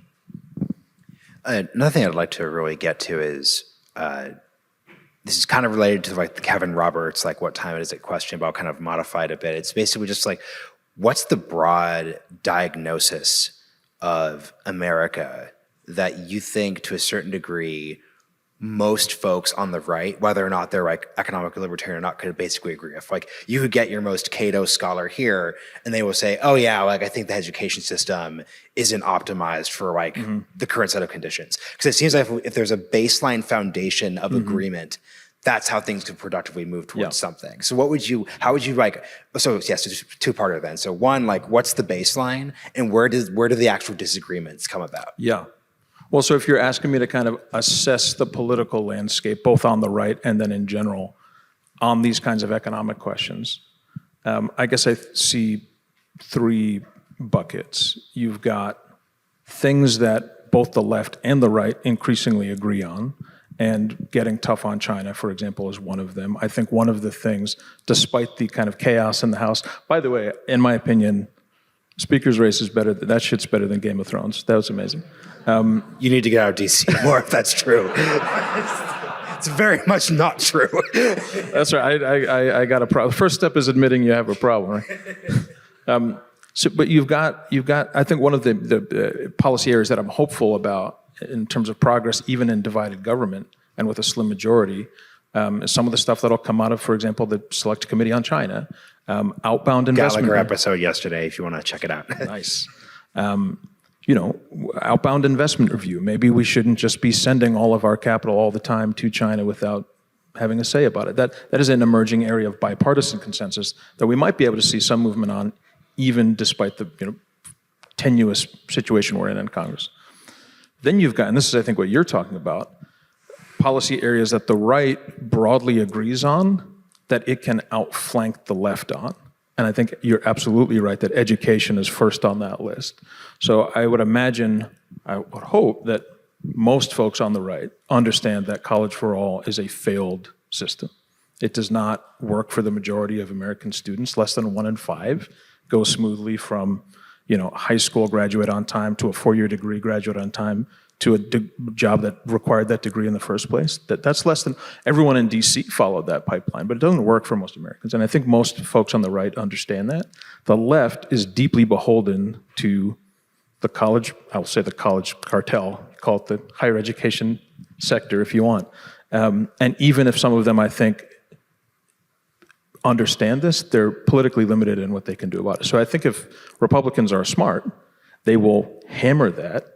One of the things we've worked on, for example, is workforce, on-the-job workforce training grants that make it easier for employers to offer training to people as an alternative to going to college. Senator Tom Cotton introduced a bill modeled on our idea, the American Workforce Act. That's, I think, exactly what the right should be doing. And then you've got this third bucket of policy areas where the right hasn't decided what it thinks yet. And I might put something like family policy in that bucket. It's like, should we be sending cash support to working families? We would argue yes. There are more and more Republicans saying yes, but that is not yet a resolved question. And so then I think you'll see that kind of internal debate unfold on the right over the course of this Congress. I don't know if that answers your question, but that's kind of my landscape analysis. It does, yeah. I think it's always important to also think and dig deeper into some of probably the most contentious fights. So you're referencing the cash payments to working families. As you said, I mean, even the idea of spending cash. But one I also think about all the time is taxes. I mean, what do you think? For example, I think any Republican president, Ron DeSantis, Donald Trump, what replacement level would roughly pass the same tax bill that passed in 2017 and pass the second version of it and come 2024 or 2028. Is that the right move? How should people be thinking about it? Yeah. And what about taxes in general? Yeah. I think it's useful to reflect on how far we've come since 2017 and that tax bill. I used to work for Senator Rubio, and at the time, this was before my time with him, but in 2017, the outrage from the business community that he would dare suggest that you should take just a little bit of this corporate rate reduction and direct it towards an increased child tax credit. It was intense. It was insane. And this is this kind of typical libertarian free market fundamentalism to which the right has been beholden for too long. And to challenge it was a very serious thing. And I think he and Senator Lee and the others who helped them deserve enormous credit for succeeding in that fight. That wasn't that long ago, but we have covered a lot of ground since then, where I think if you asked all of the Senate Republicans whether they think that's good, like none of them are interested in undoing that. And several of them, and an increasing number of them, are interested in doing more than that. So when it comes to taxes, I think what I would like to see, what we would like to see, and I think what more and more Republicans are understanding, is that tax policy needs to be directed to the concerns of workers and families directly, not through a kind of trickle-down model that frankly hasn't worked that well in reality. I think another thing about American Compass that has always interested the two of us is the fact that not just like the policy or like the political specific angles, but just the fact that the organization in itself was a critique of DC, basically the Acela corridor, because Orrin was at the Manhattan Institute. So basically a critique of like how think tanks, organizations are structured or made. I'd love to hear your assessment of how responsive this broad space has been to these set of issues that you're raising, where there are gaps that still need to be filled, where maybe there's a circumstance where you're thinking like, man, we're trying to do this China work, but this like part is still like missing, or maybe something that's been surprising to you. Maybe there's been some organization or some interaction that's been helpful. Like, how do you just think of that ecosystem critique and how it's evolved? Yeah, I mean, we resisted for a long time calling ourselves a think tank at all, partly for that reason. Is that correct? Calling it a think tank now? Well, no, we've given up that we've resigned ourselves to the fact that it's the useful term. But yeah, I mean, you're right. But the kind of logic of the organization's existence is that no one was systematically talking about this and doing the deep intellectual work to put meat on the bones of this political intuition that we should care about workers, that we should embrace the fact that policy and governance is not only possible, but can be good. And it's not just the government's job to get out of the way in every instance. That's this intuition that I think broke into the mainstream as a result of the Trump campaign, but hadn't really cohered intellectually. And that's what we try and do, is to think systematically and carefully about these issues, do the analysis, do the research, put forward policy proposals, and then do the advocacy to work with the Hill and others to forward those ideas. And it is a critique, but I think it's an increasingly successful one. I mean, this is the realignment audience here, right? I think most of y'all in the room are pretty read into this dynamic and will know that is that a resolved fight? No. But is it a fight that I think we're winning? Increasingly, yeah, I'm hopeful. To what extent do coalitions play a role here? Because you reference Republican voters. I tend to agree with you. I think the mean Republican voter either probably doesn't care either way, or is more sympathetic towards the Trump position. But there's an incredibly dug-in constituency among small business owners and others. By the way, until I became a small business owner, I finally started to understand. I was like, this is a pain in the ass when you have to deal with taxes and accounting and all this other bullshit that the government makes you do. That said, these people are a very strong constituency, economically libertarian within the Republican Party, and I have yet to see any evidence that the mean Republican legislator is not deeply responsive to them, as opposed to, let's say, the unorganized mass of voters who may show up to vote for Trump, but they don't have a lobbying organization for them in D.C. Well, I mean, yeah. That's the problem. That's the problem we're trying to fix, right? Is that you've got these legacy institutions that have been around for a long time, and having worked in the House, for example, where average member gets there and is just trying to figure out what the hell is going on, you turn to the people that you think you can trust, and for a long time that was these libertarian organizations and nothing else. So to some extent, I think that dynamic is just like for lack of an alternative, and our job is to present an alternative. And simply the act of doing that, of showing people there is an alternative conservative way of thinking, it's valid, it's legitimate. There's a lot of people who are responsive to it. All of our polling shows that working class conservatives want this kind of stuff. There's a big response to that. It's just you got to show them that there's something else. And I think you also see that internally, right? You guys had Kevin on earlier. Internal to some, of those legacy organizations, I think they themselves are also understanding the value of providing other options and expanding their mindset on economics. Saagar, when you referenced the possibility of like a lobbying organization for like Trump voters, that made me realize that'd be the greatest grift of all time, because like you've had like 5 to 10 different like Trumpist like think tanks, and like who knows what's happening there, but all you'd have to do with like the Trump working class lobbying organization, you wouldn't even register lobbyists, you would just call it that, and then you would just print money. So if anyone's looking for suggestions to take away from the scam pack ideas, and this might divide the crowd a little bit, but to be very clear, I think it's important to distinguish between the intellectual and political space that Trump opened, for which he is due credit, and distinguish that between Trumpism. I don't know that Trump himself is the right vehicle to forward this particular economic agenda. That's a separate question. And I think that's an important point to make, because it's a much broader question than what do we think about this individual. It's, was he intuiting something correctly about what went wrong economically? And the answer is yes. And now what are we going to do about it? Does a economic movement need a candidate then, basically? Right? Because I think it needs a bunch of candidates. I think it needs all kinds of candidates. And increasingly Vance is a good example of someone who I think thinks along these lines, broadly speaking, and dominated. And my old boss is another, right, who was an absolute blowout in Florida. So there are people thinking this way and winning. Are they a majority yet? No.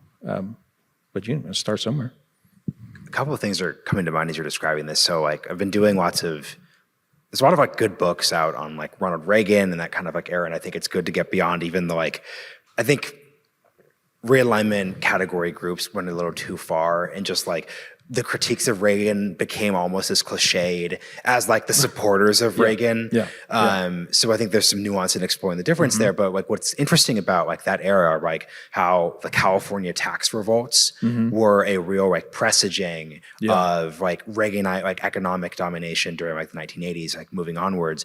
I'm curious if you guys have ever come across any localized, here's this random thing that just happened, a ballot initiative, a candidate who you guys had never heard of, who just kind of validated what you're talking. Because obviously the big one is China. That's been the big. Whenever people write the big 2020s history, they're going to talk about the bipartisan China thing. But I'm just curious, in the economic space, has there been maybe an apprenticeship grant program that just came out of nowhere that could mean something? Yeah, well, I'm not sure anything comes out of nowhere, but a really interesting example at the state level is governors, originally Republican governors, now there's a Democrat as well, following the Trump administration's example of banning the use of college degree requirements for, in the case of the Trump executive order, federal workers, and now in the case of Governor Hogan in Maryland, Shapiro, Governor Cox in Utah are the three that I'm aware of, doing the same for state workforces. That is kind of emergent from the bottom up on the state level, but I think they're also noticing the federal trends and taking some cues, rightly so, from this. That's I think an example of what you're talking about. And not to step on the prior conversation, but I think big tech is another one, where parents are talking to their local elected representatives because they're deeply worried about what big tech is doing to their kids socially and psychologically and emotionally. And governors and state governments are being really responsive, and in some cases leading, they are farther down the path than the federal government is. So, yeah, I think there are all kinds of examples. I think one other follow-up here, there's been a lot of, crap talked about, free market fundamentalists, but I think something that I've picked up just doing this show for the past 3 years, which is a long time, breaking points, all those things, is that any political group is a coalition of different people. And look, I'm the more hawkish one, you're the more restraintist one on the podcast, but restraintist impulses could be actually really helpful when thinking through things. I think there are times I could be more hawkish, that you could find that more useful. So what is something that you've come to more appreciate about more economically libertarian minded, that part of the broad conservative GOP coalition? Because I think it's both unfair, but also kind of clouding. I'm not saying you're doing this, but I think it'd be just too easy to just kind of dismiss the instinct. You could dismiss an institution and individuals who are in bad faith, but I think it's bad to dismiss an instinct entirely. Is there some way that you would think about that? Yeah, I think most revolutions happen for reasons, usually understandable reasons, and I think the kind of neoliberal turn happened for reasons, and it is still, it's a popular ideology. There are reasons why it happened. I think the ideology is now maladaptive and is ceased to adequately address what it was intended to address at the beginning, which is usually what happens with revolutions, social, cultural, economic, whatever, where the unintended consequences become obvious and need to be addressed. But yeah, I don't think it's a question of bad faith. I just think it's a question of your analysis is wrong, and it is guided by ideology, and it no longer suits the purpose particularly well in most cases, in my opinion. What are some future fights that people should look to as to whether this view is winning or losing over the next couple of years? That is a great question. I want to have so many fights that I don't know how to answer that. We get tired of winning. That's right. So in terms of our work, we could put it into a couple policy categories of globalization, or maybe more specifically decoupling with China, industrial policy and the need to directly support critical industries, financialization, dealing with the fact that our economy now kind of prioritizes financial engineering versus investment in actual things. And then some of the stuff we already talked about, like education and workforce development. We haven't talked about labor policy at all, which is a hugely important question. Please add anything on that too. I mean, it's like join a union, man. It's like, The podcasters union is the most off-putting of the unions. No, in seriousness, and maybe I know we're coming up on time. It's an important point, I think, to understand that worker voice and power, collective worker voice and power, does not need and traditionally has not been a partisan issue. It is now, because big labor is in bed with the Democratic Party, which serves the leadership in both of those institutions and does not serve current labor unions' constituents very well. But yeah, and Senators Rubio and others, Congressman Jim Banks, we've worked with on creative ideas for how else workers might have voice in the workplace or a seat on a corporate board in a way that doesn't require them to co-sign a political agenda that they don't agree with. That is a huge question. So those are kind of all the categories of, and we mentioned family policy, those are the categories in which we work in terms of policy, and I'm watching all of them. So I'm going to politely ignore your question and not answer it, and say there's, I want to see victories on all of those levels, and there are active discussions and debates on all of those levels that I think merit attention. So the last actual question then, separate from like fights to follow, what do you need to have happen for the next 2 years that make you consider this to be a win? I mean, there's like a short-term, long-term question, right? I mean, things are, paradigm shifts, to use that cliche word, they don't always happen like through kind of this gradual change. The incumbents who have a stake in how things are currently done hold on for as long as possible, and then eventually that's no longer tenable and things change really fast. And you don't know when that will happen. So as far as I'm concerned, we are working towards that inflection point, and we'll keep doing that. And that looks, again, like the intellectual work we've been talking about. Also, like, next week we're going to have a training on Capitol Hill on conservative family policy and what that means. We've got a bunch of people who want to show up because I think young Hill staff are eager to engage these questions. And so we'll continue doing that work as well to try and arm the interested until that moment comes when that flip happens. Well said, Chris. Thank you for joining this session. Thanks, Chris. Me.